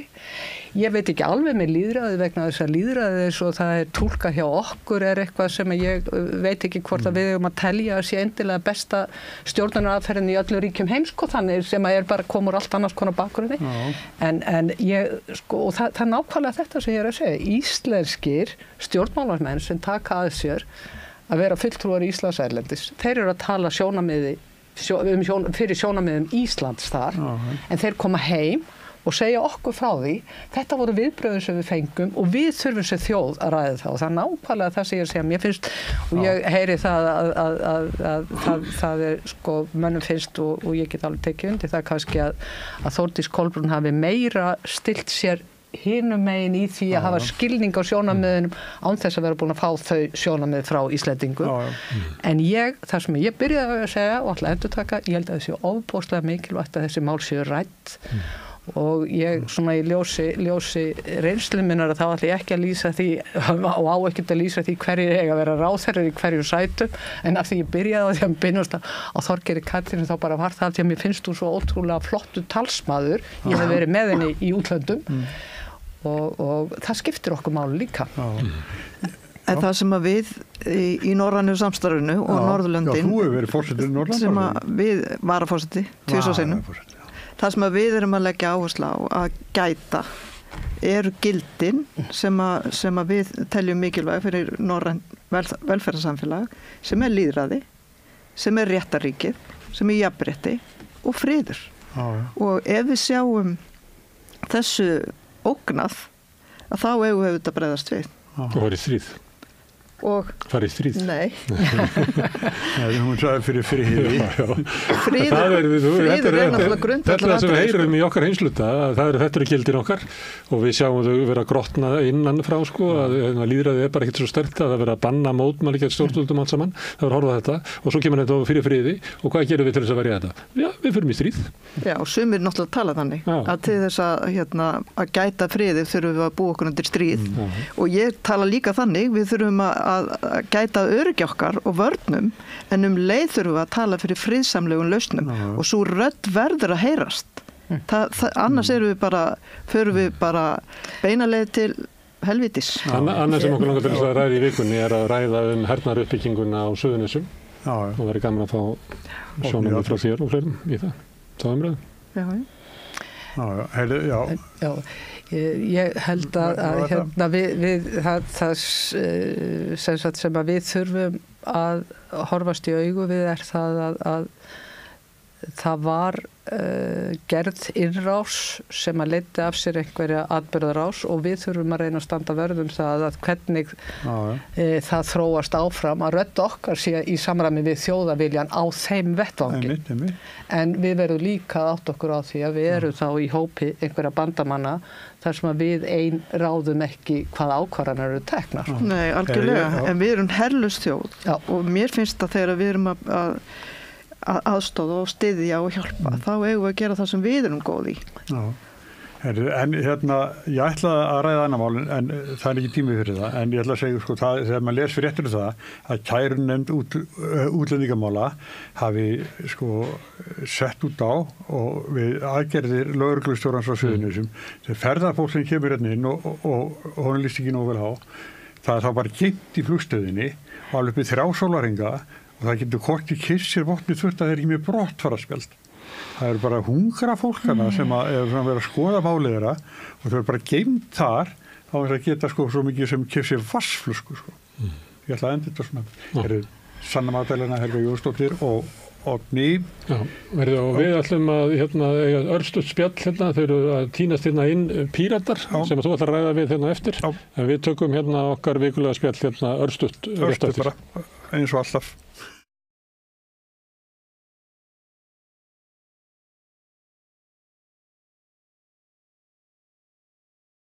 Og róttæka samfélagsumræðu.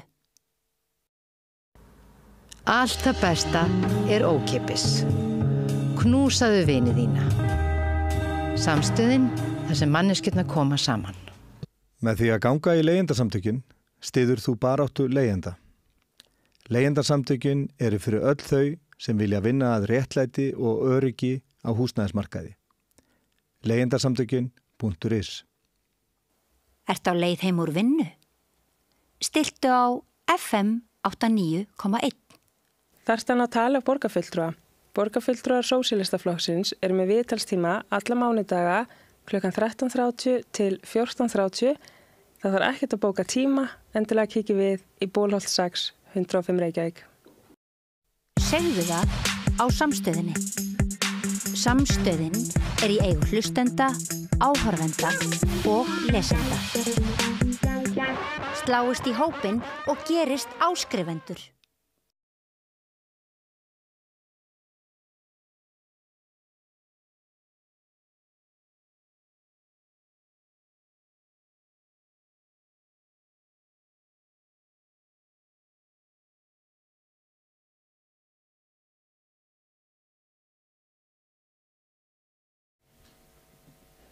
Já, velkomin aftur. Þau eru að tínast hérna í hús nokkrir Píratar sem að Sigurjón ætlar að ræða við hér á eftir. Það er Birgitta Jónsdóttir sem var nú ein af þeim sem að stofnuðu Pírata á sínum tíma, Lenya Rún Tai Karim sem var í framboði fyrir flokkin og er líka formaður ungra Pírata, og Þórólfur Júlían Dagsson sem er búin að vera Pírati held ég frá upphafi, hann er sjómaður hérna suður með sjó, og Alexandra Brím sem er borgarfulltrúi Pírata, en Píratar eiga 3 borgarfulltrúa í Reykjavík og 1 bæjarfulltrúa í Kópavogi, en núna eiga þeir engan þingmann og Sigurjón ætlar að fara svolítið yfir svona stöðuna, kannski erindi flokksins, hvað hann hefur gert og svona, og hvernig þetta fólk sér framtíðina, og það er ekki gefið að þau sjá hann öll með sama hætti. Herðu, en hérna, það er áhugavert spjall hérna og gaman að sjá þennan hita sem að verður oft í umræðum öryggismál, og ég ætla að reyna að fjalla svolítið það núna í vikunni. Það er gott. En hérna, næsta sunnudag, þá er hérna dagurinn fyrir Þorláksmessu, og ég held að við munum bara ekki ná neinum hérna í hús til þess að ræða pólitík, og þó að sé nú gaman ef maður er að búa til sörur eða eitthvað heima að vera með almennilega umræðu í eiranum, að þá höfum við svo mikið efni hérna, við framleiðum svo mikið efni hérna að við getum endursýnt eitthvað, þannig að við getum alveg lofa fólki að það munum vera eitthvað áhugavert sem við sendum út, það verður ekki sendt út þögn. Nei. En svo vorum við að ræða það að vera kannski þarna með milli jól og nýjárs, og þá er það sunnudagurinn er sem sagt dagurinn fyrir daginn fyrir gamlársdag, 29. desember, að hafa hér kannski svolítið svona stóran þátt og kannski fá til okkar hérna gesti sem hafa kannski komið oft til okkar og fara svolítið yfir árin. Við gætu kannski skipt þessu niður að vara gennum pólitíkina eða efnahagsmálin og utanríkismálin eins og er hér. Það er alveg tilefni til þess að taka alvöru umræðu um öryggismál og utanríkismál. Þannig að við finnum út úr því en þetta er sem sagt síðasti þátturinn núna fyrir jól. Herri, má ég segja eitt? Þannig að ríkisstjórnin sem er að mynda, að svona valkyrjustjórnir, ég set alltaf fyrir mér svona skitturna 3, sko. Það er 3 kallar sem koma ekki, sko, 3 konur, og það eru að taka völdin, skitturna 3. Ég held að í sögunni voru ekki skitturnar 3, svo bættist eiginlega aðalpersóna við sem var 4. Já, mér minni það. Þannig að það ef þú vilt kalla þetta skitturnar 3 þá mun eitthvað gera, sko. Það hafa náttúrulega verið lífilega hérna kjörtímabili eins og kjörtímabilið hérna 83 til 87, nei 87 til 91.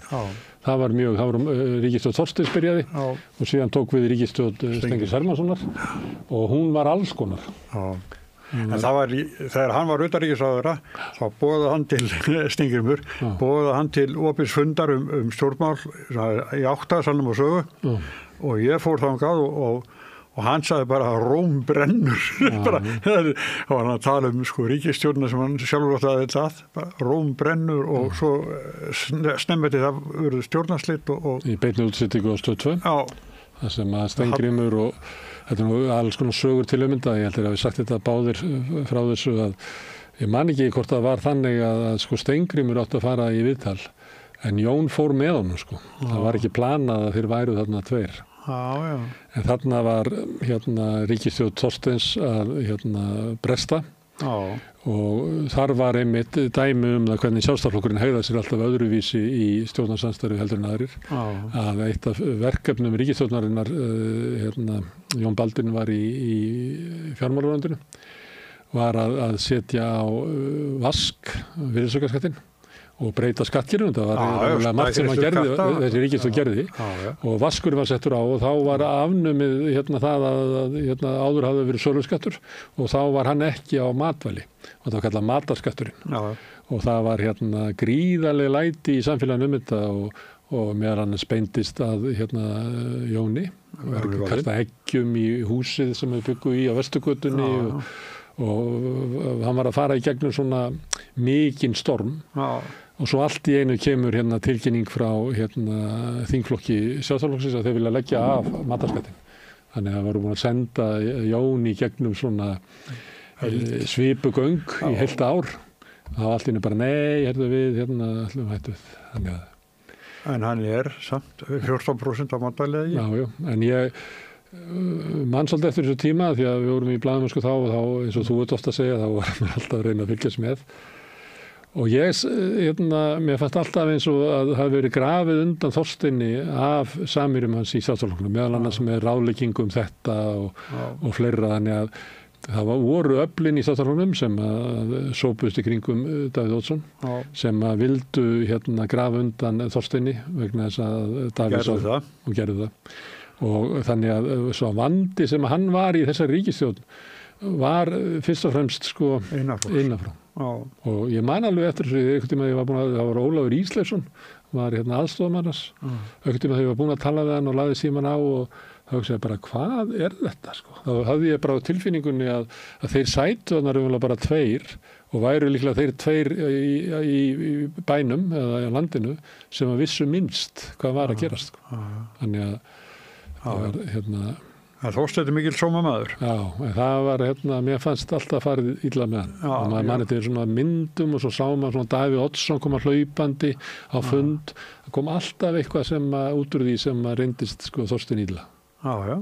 Þannig það engin annars bróður í leik. Nei, og þeir voru saman í Eimreiðaklíkunni, Þorsteinn og Davíð. En Þorsteinn hætti þarna. Já, og núna 1991. Já, og nú hans flokkur Viðreisn að fara að mynda ríkisstjórn, en flokkur Davíðs, Sjálfstæðisflokkurinn með Bjarna Benediktsson í forystu, ekki að vera að mynda ríkisstjórn. Þannig að Þorgerður getur aldrei flett upp í reynslubanka Þorsteins Pálssonar. Já, og það nú, Sjálfstæðismenn tala að hann sé helst í ráðgjafinn og svona, en það alltaf verið að búa til.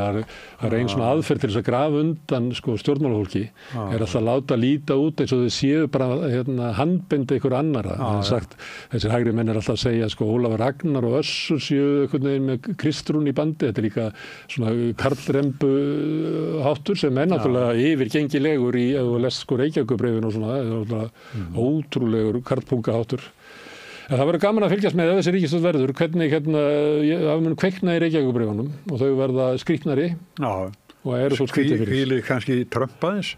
Það skrifa mikið Trump. Já, og telur það líklega að það sé laust Sjálfstæðisflokksins til valda að breyta Sjálfstæðisflokknum í repúblikanaflokk Trumps. Hann hrifinn af Meloni og hann hrifinn af Le Pen, hann hrifinn af Farage. Og það eru öflin í Sjálfstæðisflokknum sem að ná inn í miðflokkin sem að eru á þessari línu en allar kannanir sem sína þetta eru alveg ótrúlegur lítill minnihluti og eina ástæðan fyrir þessum fegileika sem í kringu þessa stjórnarmyndun svona hugmynd að þessi 13% minnihluti í samfélaginu sem hefur fengið að stjórna hér allt og lengi, allt og miklu að hann sé að verða valdalaus. Það alveg samanlegaður. Herðu, en við ætlum ekki að tala um pólitík við að koma jól. Býta aðeins. Og jólasveinan er hægt að sína þess að mynda helstu valdamönnum Íslands í langan... Þau voru dabrir hérna, þetta ekki í hádegisumræðunum. Já, hádegisumræðunum. Ósofni greinilega og ekki, ekki alveg. Þetta alveg svakar. Þeir eru að missa völdin. Herðu, en við ætlum ekki að tala mikið pólitík en það komin aðvenda og þú ert að fara að tala um pólitík. Jólasveinarnir konir í bæinn og Píratarnir eru frammi og ég ætla að fara og hleypa þeim hingað inn og þú ætlar að fá að vita hvernig Píratarnir horfa á söguna, stöðuna og framtíðina. Það verður gaman. Ok, eftir augnablik. Ertu á leið heim úr vinnu? Stilltu á FM 89,1. Með því að ganga í leigjendasamtökin styður þú baráttu leigjenda. Leigjendasamtökin eru fyrir öll þau sem vilja vinna að réttlæti og öryggi á húsnæðismarkaði. Leigjendasamtökin.is. Allt það besta er ókeypis. Hrósaðu náunganum. Það er betra. Samstöðin, þar sem manneskjurnar koma saman. Allir þættir samstæðuverinnar eru á YouTube. Þarftu að tala borgarfulltrúa. Borgarfulltrúar Sósíalistaflokksins eru með viðtalstíma alla mánudaga klukkan 13:30 til 14:30. Það þarf ekkert að bóka tíma, endilega kíkja við í Bólholt 6, 105 Reykjavík. Segðu það á Samstöðinni. Samstöðin er í eigu hlustenda, áhorfenda og lesenda. Sláist í hópinn og gerist áskrifendur.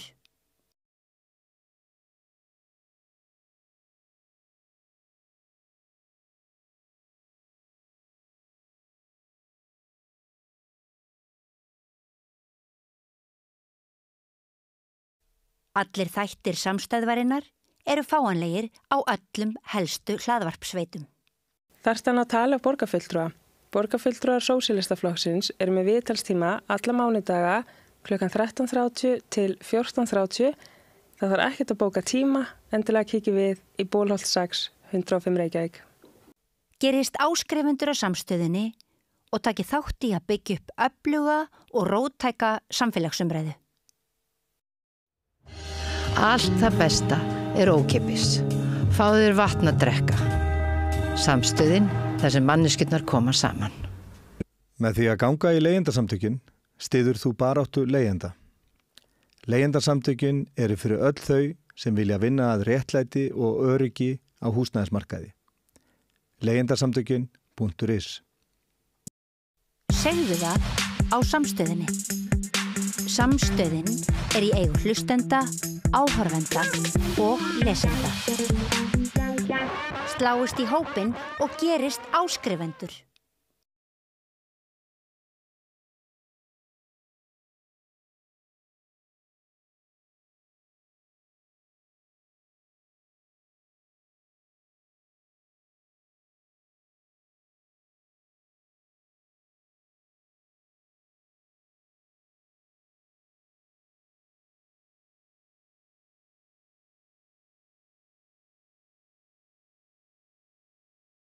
Gerist áskrifendur á Samstöðinni og taki þátt í að byggja upp öfluga og róttæka samfélagsumræðu. Allt það besta er ókeypis. Knúsaðu vini þína. Samstöðin, þar sem manneskjurnar koma saman. Með því að ganga í leigjendasamtökin styður þú baráttu leigjenda. Leigjendasamtökin eru fyrir öll þau sem vilja vinna að réttlæti og öryggi á húsnæðismarkaði. Leigjendasamtökin.is. Ertu á leið heim úr vinnu? Stilltu á FM 89,1. Þarftu að tala borgarfulltrúa. Borgarfulltrúar Sósíalistaflokksins eru með viðtalstíma alla mánudaga klukkan 13:30 til 14:30. Það þarf ekkert að bóka tíma, endilega kíkja við í Bólholt 6, 105 Reykjavík. Segðu það á Samstöðinni. Samstöðin er í eigu hlustenda, áhorfenda og lesenda. Sláist í hópinn og gerist áskrifendur.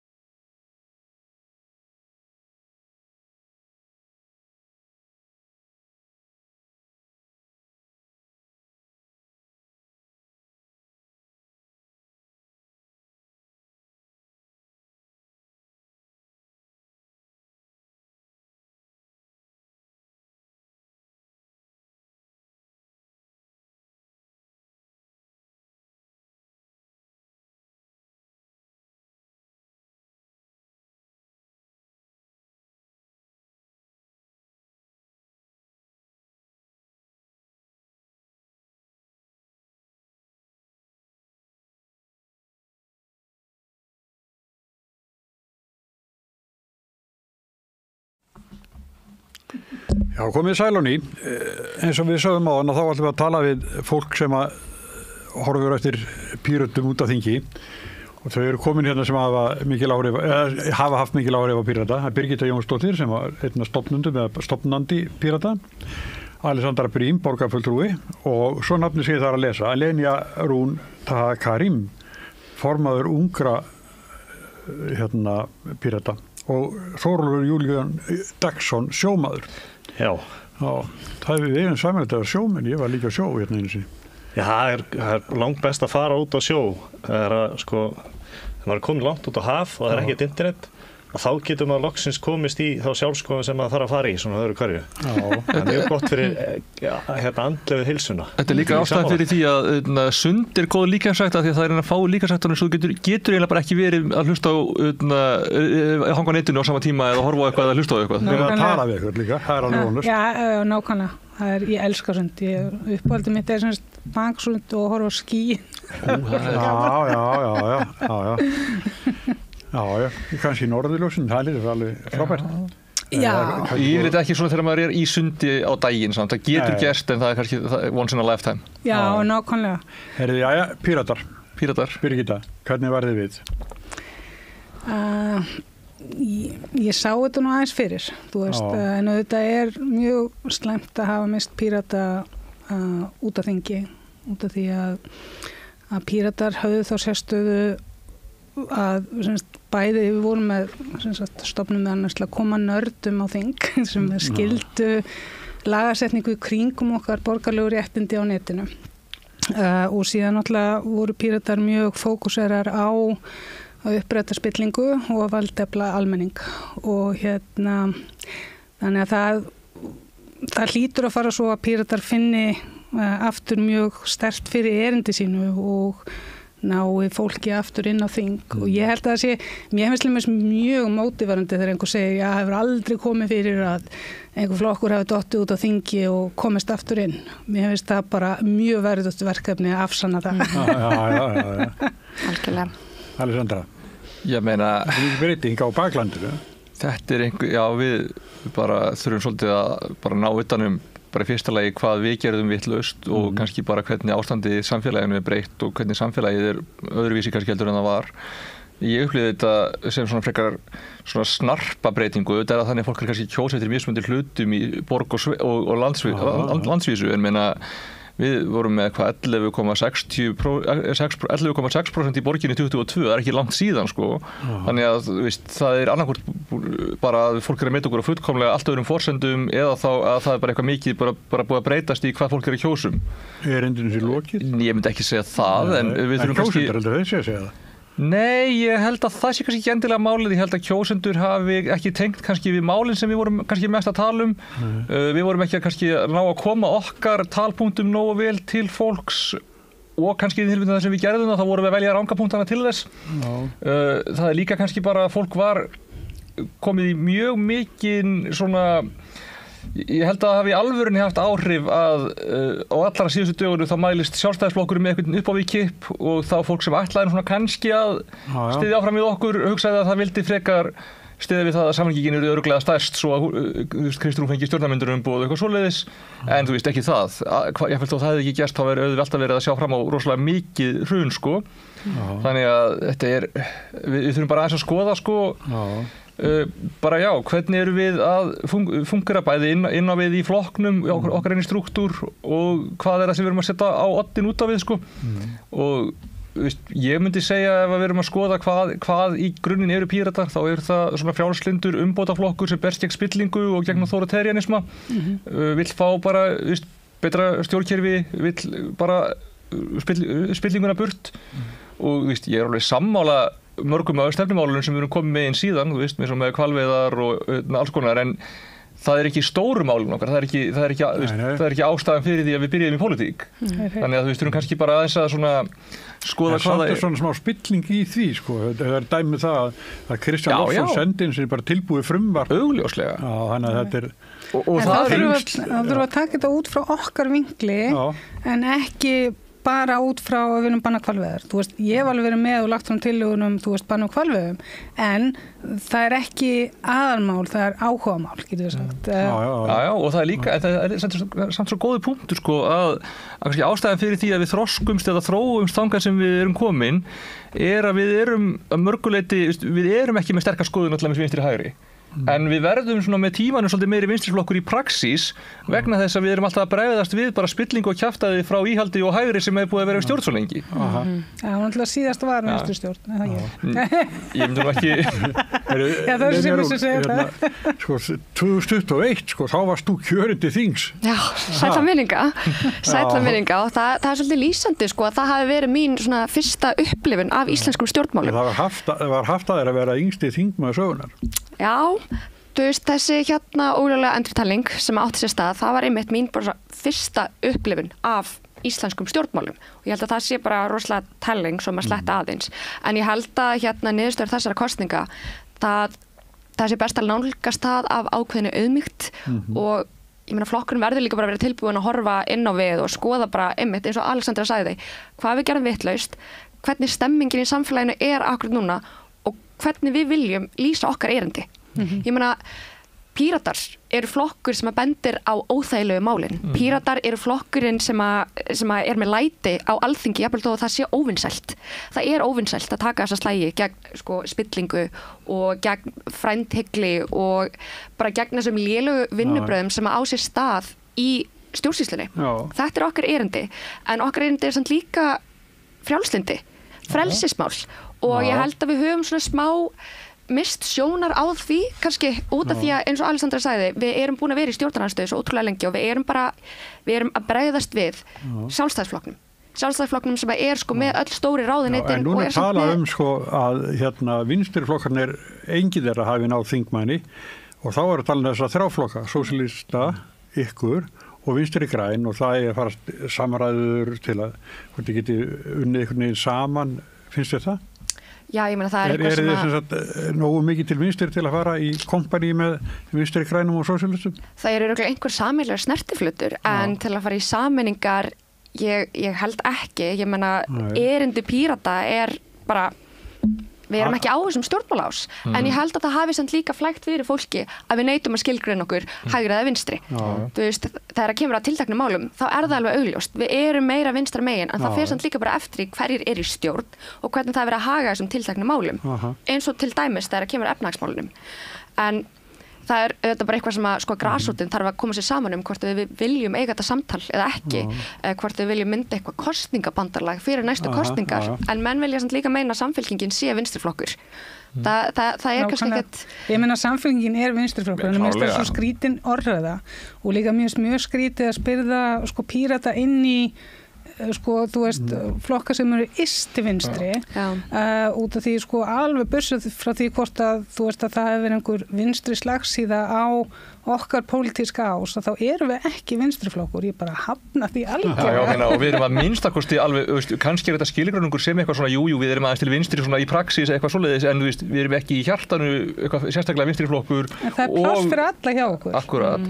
Og hvað annað sem maður hættir að segja, þá erum við alveg örugglega ekki ysta vinstri, eða þú veist, við erum alveg örugglega ekki svona flokkurinn sem á að sópa upp því sem er vinstramegin við Samfylkinguna, eða þú veist, það er ekki okkar, þannig að þú veist, jú, kannski er einhver samtalsflutur til að tala við það sem eftir er á VG og þú veist, að tala við einhverja úr sósíalistum, en ég held að það væri frekar að þú veist, kannski einhverjir sem að finna sig ekki í Pírötum myndu vilja fara í það eða einhverjir sem finna sig ekki í sósíalistum myndu vilja koma til okkar eða eitthvað svoleiðis. Ég held ekki, ég er ekki alveg að sjá fyrir mér að það sé að fara að vera eitthvað sameining Nei, það er að gera svona samvinnu. Ég meina, þú veist, það er ekkert að því og ég meina, ég held að það væri mjög kúl að málþingum, þú veist, að fara ofan í saumana á þessu kosningakerfi til dæmis og alls konar svoleiðis, þú veist, ég meina, það eru pros and cons við að breyta þröskuldum. Þannig að það væri mjög gaman og gagnlegt að eiga umræðu það við sérfræðinga og borgarafundum eitthvað svo leiðist við getum öll haft sameiginlega fundum það til dæmis. Ég hef talað fyrir að vera með forgangskostningu frekar heldur en að breyta þröskuldunum en það er kannski önnur umræða. Já, en það væri gaman að hafa þá umræðum í svona, haldið það var ekki gaman, hvað segir þið? Þórólfur, þú ert í landi?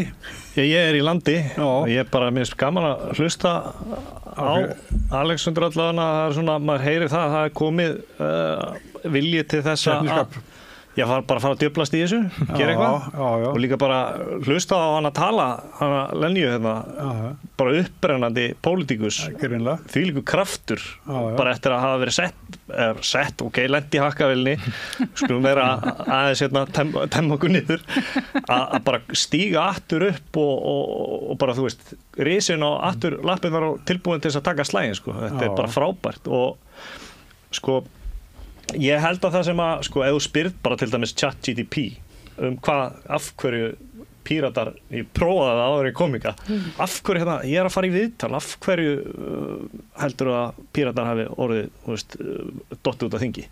Það eru innri átök og það sem sagt stefnubreitinga í raun og veru sem sagt áherslurnar. Nei, það var ekki vinstri hægri, sko. En að bara áherslurnar hefði ekki sko, fólk hefði ekki náð að tengja og sko flokkurinn hefur svolítið splundrast og hann búinn að vera splundrast eftir hvert einasta prókjör og þegar stefnumótunarvinnan og það eru, þú veist, innri átök og það eru einhver mekanismar til þess að taka á því og þegar fólk segir sko, já, Píratar, þetta svona, já, það allt upp á borðum og það ekki allt upp á borðum hjá öðrum flokkum. Nei, við erum bara ekki með mekanisma sem tekur á þessu áður en þetta, þú veist, skíturinn vellur upp úr klósettinu, skilur. Þegar að, og sko, ég hugsa það að eina leiðin fyrir þessa hreyfingu til þess að byggja sig upp aftur og það að reyna að ná í fólkið aftur sem að var að vinna innan hreyfingarinnar.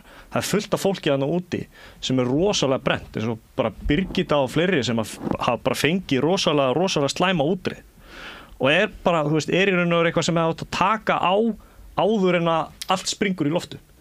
Að, sko, við þurfum einhvern veginn að búa til aðstöðu þar sem þetta fólk getur komið aftur, aðeins að létta af sér, skilurðu, út af því öll þurfum við að tala hvað það var sem að fekk okkur til þess að fara og búa til þá ferla sem þarf til þess að takast á svona hluti og líka bara passa upp á einstaklingar sem að koma og sína bara fram á það að þau eru verið til þess að halda þessu verkefni. Þau erum að vernda fólkið okkar líka. En núna er nú ekki vissum að það, sko, þið voru með mjög áberandi þingmenn eins og Björn Leví, Þórhildur Sunnu, Halldór Mogensen.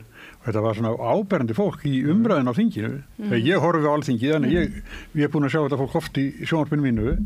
En getur verið að, sko, það sem að þau gera á þingi hafi verið eitthvað annað heldur en kjósendur Pírata vildu? Örugglega í einhverjum tilfellum, sko, og kannski sett of mikið púður í hluti sem að var ekki salur fyrir í samfélaginu og ég held líka við erum líka bara í alvörunni að horfa á, sko, ég ekki endilega kalla hægri slagsíðu bara í heiminum en ákveðna íhaldsslagsíðu og það er ekki lengur cool að vera bara mjög fókust á mannréttindi og þau gilda líka fyrir útlendinga og eitthvað svoleiðis. Það er bara, samfélagið er minna þar heldur en það var og það er bara orðið óvinsælla að tala hátt transmál. Það er bara búið að takast mjög vel að gera það að erfið og leiðilegu umræðefni í heiminum. Það bara eru mjög einbeitt öfli að gera það og við sjáum bara lagafreytingar í Bretlandi og hvernig komandi forseti í Bandaríkjunum er að fara að taka á þessum málum, sko, og veist, sorry með það því að veist, ég er aldrei að fara að vera ekki transkona í pólitík hvað sem ég kýr að tala sko. Þannig að veist, ég myndi ekki vilja vera í flokki sem að myndi ekki vilja setja mannréttindabaráttu mjög ofarlega á það sem að þau gerðu. En það er bara, það er orðið erfiðara og það er minni salur fyrir því. Eru hérna Íslendingar harðir í gagnrýni á trans? Nei, en það er að koma meira inn og það eru svona ákveðin jaðarhópar sem eru farnir að sem er mikið fyrir. Já, og þeir eru farnir að taka inn svona orðræðu og punkta frá útlöndum frá, þú veist, LGB-hópum sem að vilja útiloka transfólk í Bretlandi og bara frá ameríska hægrinu. Þetta er að, við erum orðin svo mikið hluti af sama samtali. Já, og við erum svolítið að passa með þetta upp á að, sko, þakkan, já, bara gefa því ekki rými, alveg svo Nigel Farage í Bretlandi, sko, með þetta með skræning í Bretlandi og hann, maður skoðar hvað hann fekk mikið pláss í fjölmiðlum versus græningjar það er 1% græningjar, 99% Nigel Farage þú veist, og það er svona tendens líka í sko hjá fjölmiðlum eins og bara, þú veist, þessi kosningabaráttu var náttúrulega bara fáránleg. Þetta var bara absúrt að fylgjast með eitthvað svona allir þetta mæta og tala vinnufélaga sína sem ríða eitthvað drepa giftast. Þú veist að þetta sé eitthvað svona að fólk sem fyrir stjórnmál allt í að vera skemmtikraftar. Þú veist, og allir mætti í þetta. Þetta finnir partíleikur en þetta ekki endilega það svo þú kjósa út frá. Algjörlega, en þú veist, en eigum að vera með partíleiki fyrir, þú veist, í svona snarpri stjórnmála, þú veist, ekki frekara smá rými til þess að ræðu málefnin eða eitthvað svo leiðis. Líka bara til þess að svara spurningunni, þegar þú segir, sko, þegar þú talar málin sem að þingmenn Pírata voru að tala fyrir inn á þingi, hvort að það tala ekki til kjósenda. Jú, þingmenn Pírata töluðu rosalega mikið mannréttindamál út af því það var bara efst á baugi á þessu kjörtímabili, en líka hinn málin sem að bara rosalega mikið svona kjarnapíratamál eins og til dæmis það að Andrésingja hafi verið að djöflast í fjarskiptalögunum hún því að það fór yfir einhver mörk í 2 ár. Þetta eitthvað sem að fer ekki til fjölmiðla. Það að Þórhildur hafi birti Lindarhvol-skýrsluna, það var í fréttum í svona 5 daga og bara búið. Það bara glemdi allir, skilur, hvað þessi Lindarhvol-skýrsla var grafin djúpt niður. Slægirnir sem að Björn Leví og Andrésingji voru að taka inn í forsætisnefnd, slægirnir sem að Þórhildur var að taka inn í stjórnskipunar- og eftirlitsnefnd, allir þessar opnir fundir sem að Píratar sko hafðu frumkvæði að kalla til. Þetta eitthvað sem að næri ekkert endilega til almennings og það samt líka bara kjarni Pírata að djöflast í þessum óþægilegu og pirrandi málum sem að skipta máli í stóru myndinni en þú veist, hefur kannski ekkert bein áhrif á veski fólks. Það ekki mikið skemmtanagildi. Einmitt. En líka sko, við reyndum líka að tala um húsnæðismálin, við reyndum líka að tala um efnahagsmálin af því við erum með rosalega góða stefnu þegar kemur að því. En það ekki okkar sérstæða og fólk veit það. Okkar sérstæða spillingamálin, okkar sérstæða beina lýðræðið. Okkar sérstæða mannréttindamálin og ég held að það sem við höfðum mátt gera betur sko að horfa á efnahagsmálin út frá Pírata-vinklinum eins og til dæmis spilling kostar samfélagi peninga. Það spilling í sjávarútvegskerfinu. Ef við tæklum þá spillingu kom á einhverjum alvöru kerfisbreytingum í sjávarútvegskerfinu þá hefur það auðvitað áhrif á efnahagskerfið og efnahagslífið á Íslandi. Þetta orðræði sem að þarf að byggja upp yfir allt kjörtímabilið sem að við vorum kannski ekkert endilega að gera út af því að þingmennir okkar mætti vinnuna. Þau voru í nefndum, þau voru að taka ræður, fara í ansvör, alls konar svona hlutir. Það var enda sko að þingmenn annar flokk að gera það líka, þú veist, þannig að sko það sem að kannski klúðraðist var að benda á þessa hluti í kosningabaráttunni. Þú veist, það fór alltaf mikill fókus í að láta fjölmiðlamenn algjörlega leiða sig í að tala hluti sem ekki okkar sérsveit. Svo líka bara það hefur alltaf verið erfitt að fá fjölmiðla til þess að einu sinni veit okkur viðlit, sko. Þú veist, eins og þegar við vorum með kynningarfund til þess að kynna stefnunnar okkar þegar þær komum úr vinnu, það mætti ekki neinast í fjölmiðil. Samt voru oft beinar útsendingar frá öðrum flokkum. Ég veit ekki hvað það er. Það líka ok, fyrir ekki hvað það að segja. Farin að læra á mig. Við erum búin að vera saman svo ég nú yfirleitt ekki svona kurteis, ég var alltaf að grípa fram í hérna áður. En sko Þú getur ekki svona klæddu, sko. Nei, ég má það ekki. Sko, ég held bara að samfélagið okkar bara í þeirri stöðu að það eru allir í kappróðri, bara, þú veist, í lífsróðri. Matvöru verður að hækka, leiga er að hækka, þú veist, eldsneyti er að hækka, rafmagnið er að hækka og þá hljóma náttúrulega fæði, klæði og húsnæði langt best. Það er bara svoleiðis. En eitt sem ég langar að segja sko, varðandi spillingamálin og sko, nú ætla ég að vitna í við erum ákveðið batteri niður á höfn, Reykjavíkurhöfn sem er svona viðskipta hraðall fyrir fólk sem með góðar hugmyndir í sjávarútvegi og omnómsúkkulaði, það kemur þaðan og það bara út af því að það nota salt í það. Það hægt að finna saltið í öllum málum sem eru mitt spillingamálin og yfirleitt rót vandans mitt spillingin og til dæmis tökum bara húsnæðismálin sem dæmi. Hver ástæðan fyrir því að húsnæði eins og í dag? Það náttúrulega út af því að það búið enga við allt saman. Og Ragnar að berjast við það að fá að setja upp einhverjar blokkir og hús og þú veist þegar að koma hugmyndir það að setja til dæmis, ég tók þátt í því í íbúðafélagi Reykjanesbæjar sem að hann Hólmsteinn Brekkan og fleiri voru í því sko.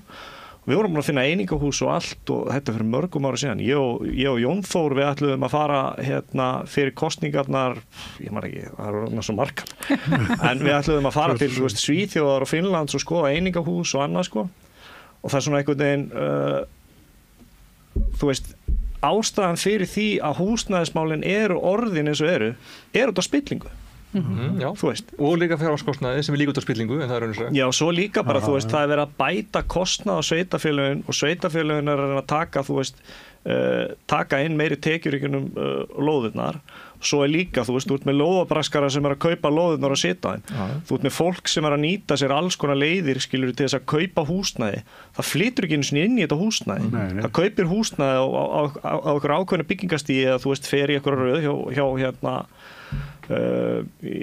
hjá einhverju félagi sem er að búa til húsnæði og fullt af krökkum sem að ég veit sem að eiga vel efnaða foreldra.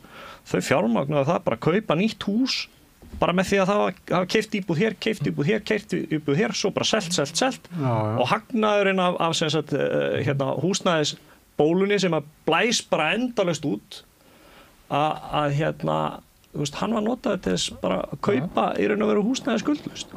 Það eru engar bremsur í kerfinu núna fyrir alls konar svona brask. En það er einmitt það sem það var akkurat það sem að mér var svo gaman þegar ég var í Pírötum, þá voru svo mikið að leita að svona litlu hökkunum, bara hvar er glufan og hvernig getum við lagað þessa glufu út af því það eru ég er mjög fylgjandi bara algjörri kerfisbreytingu, það sem að það er tekið fyrir það sé endalaust hægt að búa til kerfi þar sem að spilling fær að blómstra. Og til þess að laga það var mjög einfalt að það væri þannig að ráðuneyti var ekki að útvista allri lagasetningu. Í raun og veru lögin skrifuð af lögfræðistofum sem að síðan eru seld til ráðuneytana og svo er farið yfir þau í ráðuneytunum. Eða þá í flokksskrifstofunum, er það raun og svo? Já, ég meina það er mjög tengt. Hagsmunasamtökin líka. Já, en þau fá náttúrulega aðgengi í gegnum þá lögfræðistofunar og það er ekkit gagnsæi í kringum þetta og í raun og veru þá ætti alltaf að flagga í lögum hvaðan hver hluti lagana kemur. Þannig að sé hægt að vera þá með fá sérfræðinga móti sem hafa sérhæft sig í lögum banka eða húsnæðiskerfi. Það er svo bara framóbyrgulega að Kristján Loftsson sendi frumvarp í sjávarútvegsráðuneytið þegar Kristján Þór var þar. Hvalveiðar, þetta hann bara sendit og þetta er alveg vita. Þetta er alveg galin spilling En vitið allir. Ég kannski einu sem mani það.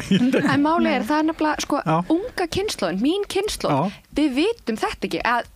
Þetta er einu stjórnmál sem við þekkjum. Þannig að þetta er bara venjulegt fyrir okkur og þess vegna kannski var unga fólki ekkert endilega að kjósa Pírata akkurat núna. Þau kusu Viðreisn eða Samfylkinguna af því að þau veit ekki endilega Miðflokkinn, að þau veit ekki bara, hvað spillingin er mikið inn í íslenskri pólitík, hvað hún er innrætt og líka ungu strákarnir, unga fólki sem var að kjósa Miðflokkinn núna, þau eru náttúrulega bara á aldrinum 18 til 24 bara fylgið á þessum aldri var rosalega hátt í Miðflokknum. Þau eru of ung til þess að muna til dæmis eftir Klaustursmálinu, eftir Wintris. Þannig að það þarf náttúrulega líka að rifja þetta upp. En mér fannst samt líka svo skrítið að það var enginn að tala loftslagsmálin. Samt er ekkert langt síðan það voru bara mótmæli unglinga bara á hverjum föstudegi og meira segja þegar RÚV var með spurningu almenning, bara að spyrja almenning hvað finnst ykkur ekki að fengi næga umræðu? 3 fyrstu sögðu loftslagsmál og svo komið aftur inn í sjónvarpssal og svona, nú ætlum við alltaf fram að tala um húsnæði. Við vorum með langöflugustu loftslagsstefnuna og ekki bara því að við viljum alltaf áfram að búa á jörðinni, heldur líka vegna þess að loftslagsmál eru svo mikið að þau hafa áhrif á óstöðuleika í heiminum, stríðsátök, flóttamannafjölda, matvælaverð í heiminum. Loftslagsmálin er ekki bara loftslagsmálin, þau eru tengt inn í bara stríð og flóttamenn og allt þetta og við eigum það til að gera skilaboðin okkur á flókin okkur hættir svolítið til þess. En hvað veldur því ef að Píratar missa kjósendur yfir til Miðflokksins sko, það væri krakkakostningarna og úlingakostningarna. Já, við vorum svona alltaf mjög vinsar það. Já. Við erum orðið nógu miðaldra og ekki nógu kúl. Ég held að við vorum nógu miðaldra og ekki nógu kúl. Já, vorum við ekki öðru sæti í þeim kostningum? Jú, gæti verið þeim. Hvað konum? Ég meina, hann er svona öðruvísi. Hann er einhvers konar... Hann er traktor. Já, hann er uppátækja samur fyndinn kall ef þú veist ekki hver hann er. Nei, en málið það náttúrulega líka var ágætt að benda á það í krakkakostningunum að ástæðan fyrir að Miðflokkurinn var svona vinsæll var út af því að það var krakki í þeirra kynningu.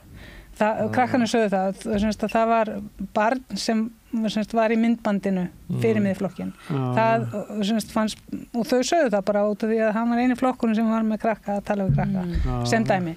Þannig að ég held að Nei, hún Sanna frábær auglýsing þegar hún var með lítin. Já, en það var ekki fyrir sérstaklega fyrir krakkakostninguna. Það var eitthvað svona myndbönd sem flokkarnir gerðu sérstaklega fyrir það eða eitthvað svoleiðis. Ég bara hjó eftir þessu út í mig og líka bara með fullri virðingu fyrir Sönnu sem frábær, þá hún ekki krakki lengur. Nei, hún var að leika við krakka. Já, ok. Það var sniðsönn, hún var með alla litina, hinn hafa einn. Þetta ekki alveg jafnt hjá okkur núna, sko. Nei, þá sko deild hún með, sko. Þannig að þetta var mjög flott auglýsing. Já, þetta var alveg fallega, sko. En ég held að, sko, svona,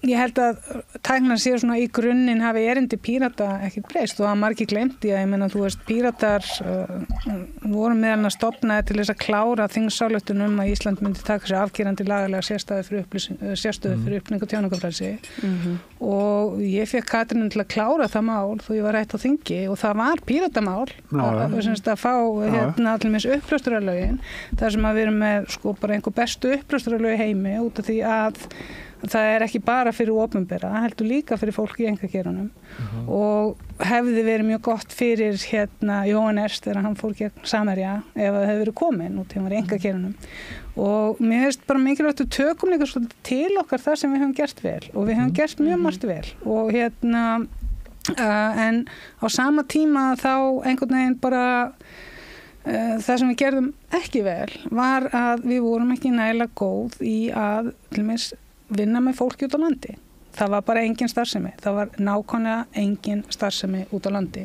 Og ef þú ætlar að vera flokkur sem ætlar að vera bjóðið fram á landsvísu, þá þarf það að hafa öflugt fólk út á landi sem ekki bara að hugsa sko næstu sveitarstjórnarkosningar, heldur bara eins og þegar Þórólfur var í Suðurkjördæmi. Ég meina, hann var mjög öflugur í, Helgavíkumálinu með borgarafundi og alls konar svoleiðis hluti.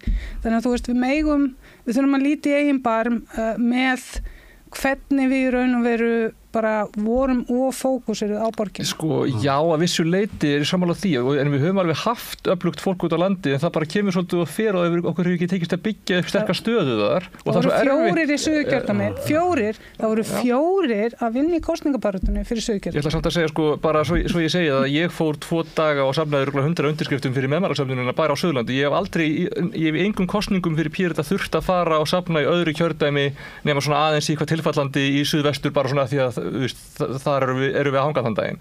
Ég hef aldrei þurft að fara í Reykjanesbæ eða Hveragerði eða samla undirskriftum áður. En það var náttúrulega bara engin stuðningur. En svo ætla ég að segja að það samt sko, þetta svo erfitt ef það kemur ekki inn fólk eða ef fólki sem kemur inn endist ekki eða ef þeim kemur ekki vel saman og einhverjir reykjast frá eða eitthvað, af því að við í Reykjavík við getum ekki rekið þetta úr fjarlægð þegar ég get ekki sem Reykvíkingur í Pírati í Reykjavík stuðlað að því að starfið á Akureyri gangi vel nema með öðru hverju með því að mæta eða eitthvað svoleiðis. Nei, en það snýst ekki það, þetta snýst að skapa infrastruktúr. Það séu fjármunir til þess að það sé hægt að reka skrifstofu eða vera með starfsmann eða eitthvað slíkt út í allt var í Reykjavík. Við getum ekki hort framhjá því og ef við erum ekki ærlega með það að þá mun ekki breytast, þá þurfa bara Píratar að taka ákvörðun að vera bara borgarflokkur eða eitthvað slíkt.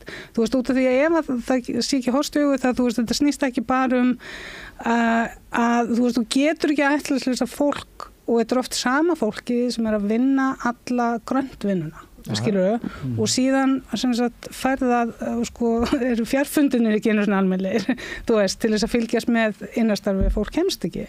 Þannig að þú veist, ég held að bara, þú veist, það margt sem hægt að gera betur, mjög margt, og það líka margt sem var vel gert sem hægt að byggja á, þú veist. En þið öll ákveðinni held áfram?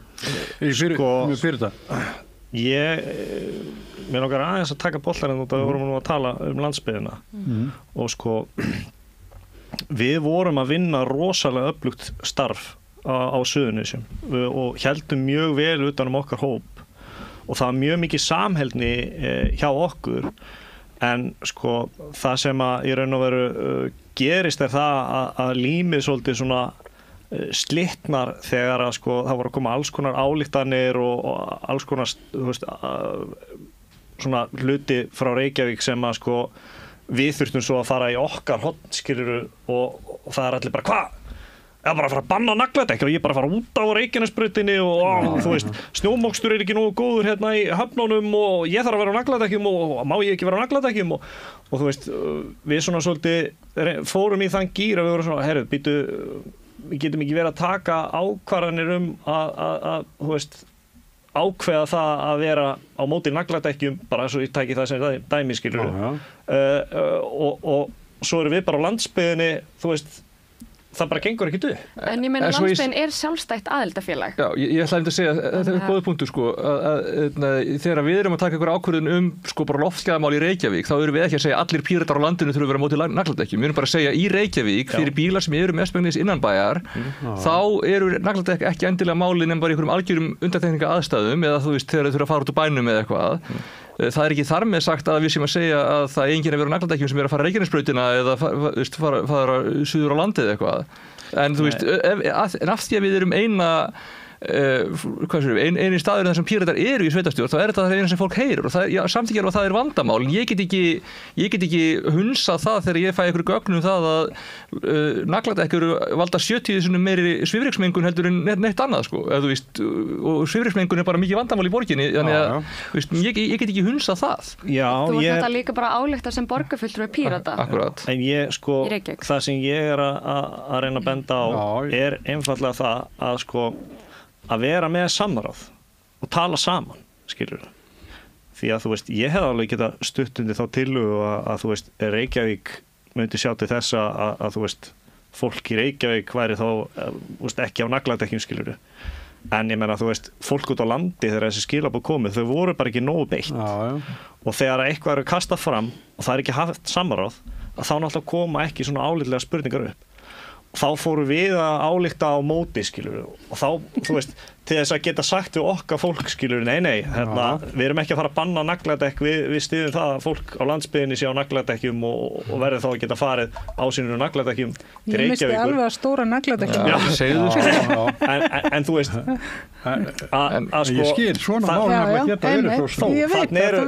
Þannig kemur sko þetta samskiptaleysi og sko og eins með mál sem að þingflokkurinn var farin að styðja við sem að til dæmis grasrótin sætti sig ekki við bara tökum sem dæmi hérna þegar Aðalheiður Ámundadóttir var í hérna nefndinni stjórnarskrána og það var barist gegn því að hún er í dregin úr nefndinni þótt að allir í grasrótinni væri bara að reynda að halda fund og allt saman og það var allt gert til þess að reyna að stoppa það var ekki fyrir að Birgitta bara hélt fund og þá var, þú veist, málið stoppað og sko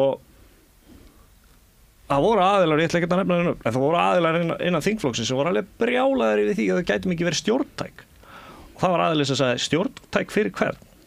Hina flokka á þinginu eða fólki í landinu? Sko, nú erum við líka bara að fara út í átök sem að greinlega sér ekki staða þessu kjörtímabili. Nei, við erum að tala söguna. En já, algjörlega, þú veist, það er saga þarna eins og er í öllum öðrum flokkum en það sem að þetta kjörtímabil sýnd okkur er að við trendum niður á við frekar hratt. Það var einhver stemming í þjóðfélaginu í bland við örugglega innri átök, eins og við segir, í bland við einhverjar áherslur sem að voru ekki að ná til fólks, kjósandahópsins sem að við höfum alltaf náð að höfða til. Þessi förstu 8%. Kannski var fókusin bara einhver aðeins öðruvísi og þú veist, það er bara eins og Þórólfur segir, það er maturverð hækkar, leiguverð hækkar, húsnæðisverð hækkar og vextir eru bara algjörlega út úr kú. Þá fer fólk að pæla í öðrum hlutum. En varandi þessi innri átök þá bara... Já og nei, vil ég segja, út af því sko þegar hrunið var þá hafði fólk heldur betur tilefni til þess að vera með áhyggjur af öllu, þú veist, og við vorum ekki, okkar stefnuskrá hafði ekkert að gera með mat. Nei, þá hafði fólk skilning á því að grundvallarrót vandans væri bara landlæg spilling og lélegt stjórnkerfi, en sá fókus svolítið farin í dag, að fólk er ekki alveg að tengja það með sama hætti í dag og það gerði þá. En það er líka okkar þó það sé alveg held ég að það þannig. Það er ef maður skoða bara trend. Við þurfum að setja í samhengi við bara það sem að brennur á fólki í dag. En það brennur á fólki, til og með umhverfismál, það brennur á fólki og það brennur á fólki með þessar stjórnarskráin. Það er bara trendar mjög hátt í skoðanakonunum mál sem að skipta máli. Útlendingamálin eru ekki að trenda. Það er samt það sem var aðalumræðan í kringum þessar kosningar og þar vil ég bara segja að fjölmiðlar bera mjög mikla ábyrgð. Því að þeir taka alltaf, eins og þegar Panama-skjölin voru, í þeim kosningum, sem sagt, bara í kjölfarið, það var ekkert talað ástæðuna fyrir því af hverju við fórum í kosningar. Ekkert.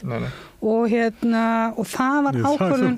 Þá varstu með skipti. Já, þá var ég með smá gjörning, þú veist, bara ég hef gert eitthvað svona hashtag Panama og var bara með það, bara út í, þú veist, það átti ekki að leiða okkur að tala þetta. Og mér finnst... Var það ákveðið fyrirfram? Já, bara þú veist, það var bara ákveðið, þú veist, það er ekki pláss fyrir þetta, þú veist, þetta er bara svona eins og það má bara tala eitt svona erfitt mál í aðdraganda jóla, þú veist, það má ekki tala það má bara tala barnaníð fyrir þessu jól, það er ekki pláss fyrir sjálfsvíg eða þú veist öfugt, þú veist, það er einhvern veginn bara... Þú vilt náttúrulega ekki eyðileggja umræðan eitt erfitt mál með því að færa eins og bara, þú veist, ég hef upplifað að sumum lá svo á að færa umræðana frá Úkraínu að þeir fóru strax að tala Gaza, skilur, ekki það að Gaza er mjög mikilvægt líka, en það er bara maður upplifað að sumir voru ekki tilbúnir að eiga kjarnasamtali hvað ætlum að gera með Úkraínu, þannig að þeir vildu frekar tala hitt, sko. Já, ég meina, þú veist, fyrir mína parta og mér fannst það einmitt aldrei fallegt við Pírata. Ég hef ekki verið inn í flokkunum töluvert lengi, en þú veist, þá gat maður verið stutt mannréttindabrot óháð því hver er að valda mannréttindabrotum. Þú veist, þannig að og maður gat stutt við mannréttindi óháð því hverjir er að fá þau, skilur við, þú veist, og bara að mannréttindi sé grundvallar forsenda og ef þú trúir ekki að mannréttindi fyrir öll, þá trúir þú ekki að mannréttindi.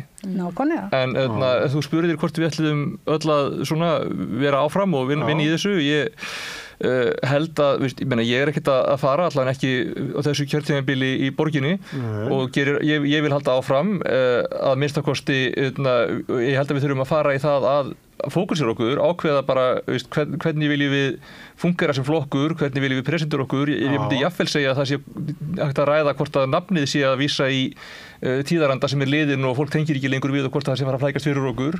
Ég myndi segja að við þurfum að ákveða hvort við ætlum að vera miðjuflokkur eða miðvinstri eða vinstriflokkur og ég held að þó ég sé alveg þar, við trúum ekki alveg láta vinstri hægri dæmi, en ég held að kjósendur nenni bara ekki að hlusta á okkur tala að það skipti ekki máli. Ég held að við þurfum bara svolítið að pikka einhvern punkt og segja okkur, við ætlum bara að vera hérna svo við getum hægt að tala það. Stefnumálin er bara að segja, þú ert að segja ég er vinstri, þú voru að sína við stefnunniðinni, eða ekki? Já, en það er samt bara, þú veist, eins og ég segi, við erum fullt af vinstri stefnum, en það er ekkert í sálinu okkar þannig séð. Það er bara út af því hvernig þú getur verið pírati og verið mjög langt til hægri.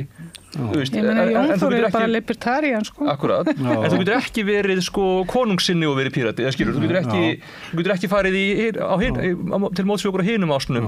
Og ég held að fara að segja líka að, ég vil að við horfum svo til framtíðar. Ég skil alveg að fólk hefur pínu nostalgíu til tímans þar sem að allt var ferskt og þar sem að við vorum með ógeðslega mikið af fólki og ógeðslega mikið gróska í stefnumótun og svona, en maður fer ekki tilbaka og ef fólk sem er farið vill koma aftur þá augljóslega er það velkomið, en ég held að við þurfum að vera með markmiðið að sækja til ungs fólks eða til bara fólk sem hefur áhuga að vera með í framtíðinni frekar heldur en að fókusera tilbaka sérstaklega. En ég held að það sé samt líka rosalega mikilvægt.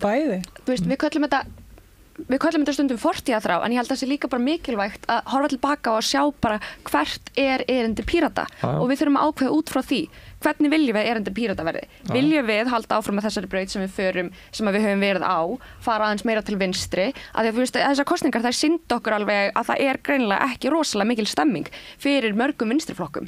Eða viljum við bara fara aftur í kjarnaræturnar, vera að tala kerfismál, við erum að tala stórtækar kerfisbreytingar, gagnsæi, spillingu, alls konar svona mál. Þetta skiptir alveg máli og ég er ekki að segja að gera nákvæmlega samúðu gerum árið 2013 til 2017, bara aðeins að skoða hvað virkaði vel og hvernig viljum við halda áfram. Af því að það er ekki stemming fyrir öðrum vinstriflokki í samfélaginu og við erum í grunninn ekki vinstriflokkur. Nákvæmlega eins og segir að líta í baksinnispeilin og sjá hvað við vorum að gera rétt. Og ég bara, þegar ég mæti þarna á fyrsta mægöngunni þá hitti ég þig og Evu og Eva segi Evu með herðu, við erum með flott félag fyrir sunna sem eiginlega liggur alveg dautt og svona langar þeir ekki að fara og reyna að keyra það áfram. Það var svona að gefa fólki verkefni. Þetta var duocracy sem að þýði það, þú veist, leið búin að gefa fólki eitthvað hlutverk að þá er það miklu líklegra til þess að taka virkan þátt í því sem er að gerast. Fundirnir, þú veist, ég kem fyrst inn á sjávarútvegsfundin þegar við verðum að ræða sjávarútvegsmál og þá voru haldnir málefnafundir, stóri málefnafundir. Það var fullur salur af fólki. Þarna vorum við að trekkja inn fólk sem kom inn í grasrótarstarfi. Nákvæmlega. Og svo gerist það fara að myndast þessi núningar, skilur. Ég veit að leiðilegt að tala þessa núninga og fortíðina, en við verðum að pæla í því af hverju mistum við þetta fólk. Og það er líka til þess að koma í veg fyrir það að ef við tökum inn nýtt fólk, að við missum það á sama veg. Það sem ég vil sjá gerast er það að flokkurinn fari aftur í þetta öfluga flotta málefnastarf sem það var í á sínu tíma og líka bara það að þingmenn sem að gangin á þing og ætla að fylgja sinni eigin samfæringu, þeir eru ekki grasrótarflokki. Annarkvort ertu í grasrótarflokki og ert með grasrótina með þér, skilurðu, og nærð í þína visku frá grasrótinu og hvað á að gera. Ég held að margir hafa upplifað sig voðalega valdamikla í byrjun innan Pírata, út af því að þeir voru að taka þátt í því að mynda stefnu, búa til, þú veist, að hafa rödd, loksins var rödd þjóðarinnar komin alveg á fullum krafti inn í þingið, skilurðu. En svo bara allt í einu er fólk farið að taka einhverjar allt aðrar ákvarðanir, það er ekkert samráð, skilurðu, og ég skil það að kannski erfitt. Þingflokkun hafa brugðist?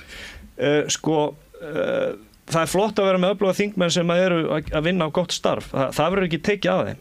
En öll þessi tenging að hún var bara orðin að engu. Þegar ég stíg til hér, ég veit ekki hvernig það var eftir, en bara og maður sá þú veist, ég lendi í ýmsum erfiðum málum innan flokksins. Það var ekkert sem var til þess að taka því.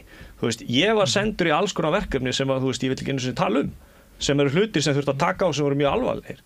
En það var enginn sem var tilbúin til þess að gera það. En það er náttúrulega líka bara þetta með umboðsleysið. Af því að við erum ekki með formann, þá er enginn með umboð til þess að taka ábyrgð eða, þú veist, og eða til að segja bara, þú veist, nú ert þú komin yfir strikið, viltu gera svo vel, eða þú veist. Já, en það er ekki fara að leysa þessi mál sem að Þórólfur er að tala. Það er ekki töfralaust, en það er allavega eitthvað, það er einn flöskuháls sem eins og segir að finna hakkið í kerfinu. Þetta er einn flöskuháls sem við getum notað til þess að komast yfir þetta erfiða tímabil sem við höfum verið að eiga. En svo er líka ég vildi nefna það að á þessu tímabili sem að Þórólfur er að tala þá voru myndaða rosalega mikið af stefnum á mjög stuttum tíma og ég hef talað við þingmenn sem voru á þessum tíma, þau upplifðu líka bara að annars vegar voru þau ekki almennilega velkomin að vera með því að fólk upplifði að þau var þá að reyna að stýra því hvernig þetta færi og á sama tíma ef þau voru ekki með þá voru rosalega erfitt fyrir þau að deila bara sinni þekkingu eða hafa bara eðlilega áhrif á hvernig málið gæti þroskast eða það er ekki eitthvað ákveðið sem væri kannski bara fullkomlega ómögulegt eða eitthvað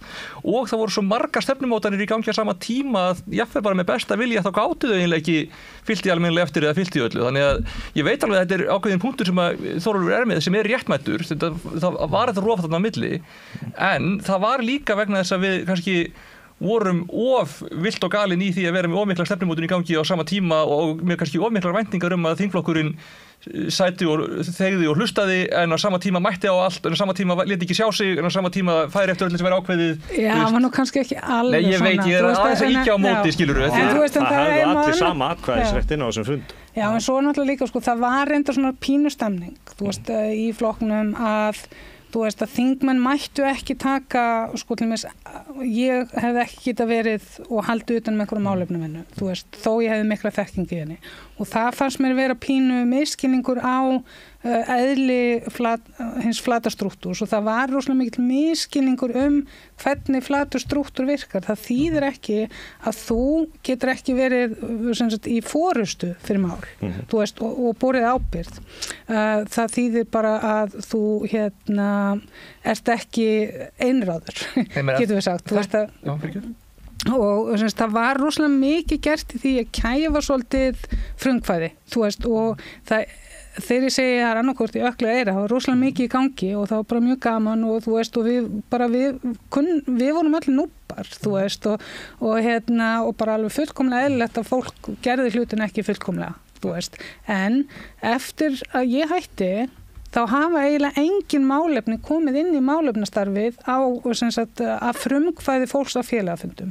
Þú veist, bara ef maður skoðar kosningakerfið þá rosalega mikið, þú veist, og svo bara allt í einu mjög lítið. Þetta aðalega kosningar. COVID og svo líka bara það að það var búið að mynda svo mikið af stefnum að fólk upplifið að það var ekki lengur endilega bara eins mikil vöndun á stefnumótun. En sko þetta snerist ekki bara stefnumótun. Þetta snerist sem sagt bara að koma inn með mál sem að sem sagt, fólk brann fyrir og að fá tækifærilega rödd. Það snerist það og því að þú veist, þetta var ekki einhverjar heildræna stefnur, þetta var bara svona fólk var að koma inn með málefni sem að það brann fyrir og það var mjög gaman að geta farið og tekið málefnafundi þetta. Sammála því, en þetta datt meira niður í COVID heldur en nokkuð annað. Ég ætla samt að segja eitt sem að það gerist ekkert eftir COVID. Rétt að segja eitt sem að við erum að vera munur, því við gerðum þetta öðruvísi í Reykjavíkurfélaginu og þar allan sérstaklega fyrir 22 kosningarnar og líka 2018, þá leyfðum við okkur sem vorum bara á lista og höfum verið í borgarstjórn að bara taka pínu fórustu í stefnumótuninni, ekki það, við buðum sérfræðingum, við buðum grasrótinni og buðum öllu sem vildu að vera með og við beygðum okkur alveg undir það ef að niðurstaða fundarins var eitthvað annað en við höfum kannski óskað okkur og ég veit alveg nokkur mál þar sem ég í rauninni ekki alveg sammála stefnunum okkar en bara það var það sem Píratar ákvöðu sem bara allt í góðu. Það alveg fyrirmyndar. Akkurat, en það var, þú veist, við ákvaðum að bara við verðum svolítið að bera ábyrgð á því að leiða það að þessi stefnumótun fari fram og þú veist, sé ábyrg og þú veist, það er svo þekking sem við höfum á þessu út frá okkar reynslu komist til skila og sé að það minnstakosti upplýst ákvörðun að fylgina ekki að þú veist, frekar heldur en að vita ekki af því hvað við vitum eða þú veist þannig. Og ég held að það sé einhver leiti bara vegna þess að það var svona aðeins rólegra og kannski bara ég veit ekki, kannski aðeins minni hópur sem að var að vinna að því að þá varð auðveldar að skipuleggja þetta og gera þetta með einhverjum yfirveguðum hætti sem að varð einhvern veginn erfiðar að gera á landsvísu, ég veit ekki af hverju en þetta hefur gengið býsna vel fyrir borgarstjórn. Ég held að framdeiningar ráðist 26 eða hvað sýndir sveitarstjórna. Já, það held þessi málið. Já, ég svo sem ekkert alveg sammála því. Ég held að lykillinn að því velgengni Pírata fram á því sé svolítið að fara í heiðarlega naflaskoðun og bara hanna í kringum það sem að þarf að hanna í kringum, þú veist, eins og með bara það að geta tekið á erfiðum málum, en þú veist, eins og með stefnumótunina, ég menna þó við séum með stefnu í okkur ákveðnum máli, þá þýðir það ekkert að við getum ekki tekið það aftur upp þegar að það kemur inn í, þú veist, talandi populisma, ég meina er það populismi þegar það er eitthvað erfitt að gerast í samfélaginu að það kom einhver flokkur og segja jæja komið hérna, við ætlum að halda fund og við ætlum að ræða þetta, hvernig leysum við þetta mál það er beint lýðræði. Enda erum við öll sammála um það en á sama tíma þú veist það er alveg hægt að þetta úr svona jákvæðum populisma en að gæðslappa yfir í ákveði lýðskrum ef maður er bara alltaf á móti öllu sem er óvinsælt hverju sinni eða alltaf sammála öllu sem er vinsælt hverju sinni. Þar höfum við aldrei verið. Nei, ég veit það. Það er sko, þú veist, og það er eiginlega óþolandi þegar þessi populisma stimpill var byrjað að setja hann á okkur út af því að sko, við vorum ekki að gera neitt á þeim tíma sem var tengt við populisma. Þú veist, það var ekkert af þessum málum. Þú veist, fyrstu málun að stefnuskrá Pírata voru basically, ég fann gamla bæklingin daginn, ég er að fara í gegnum mín arkiv og það var basically afklappavæðing, stjórnarskráin, IMMI, upplýsingar og tjáningafrelsið og that's it. Þú veist. En þú veist. Ég endaði á þessum gamla fortíðamóla hérna. Nei, ég meina þú veist, þetta er enda mál sem eru alveg bara, þú veist, og þetta er samt líka ennþá mér þess að bara í brennefli, fyrir þetta er IMMI, það er bara komið í gegn, en þetta er eitthvað sem við höfum. Ekki allt, til miður. Þetta er að viðhalda svona málum. Einmitt. Þessum fundi lokið. Allt í góður. Takk fyrir. Þórólfur, Lenja Rún, Alessandra og Bríta. Takk fyrir komuna. Takk fyrir. Og Sýnir Egils verða hér aftur að viku liðinni en Rauðaborð á morgun með fína dagskrá og skorra okkur að horfa á það líka, en sæla sinni.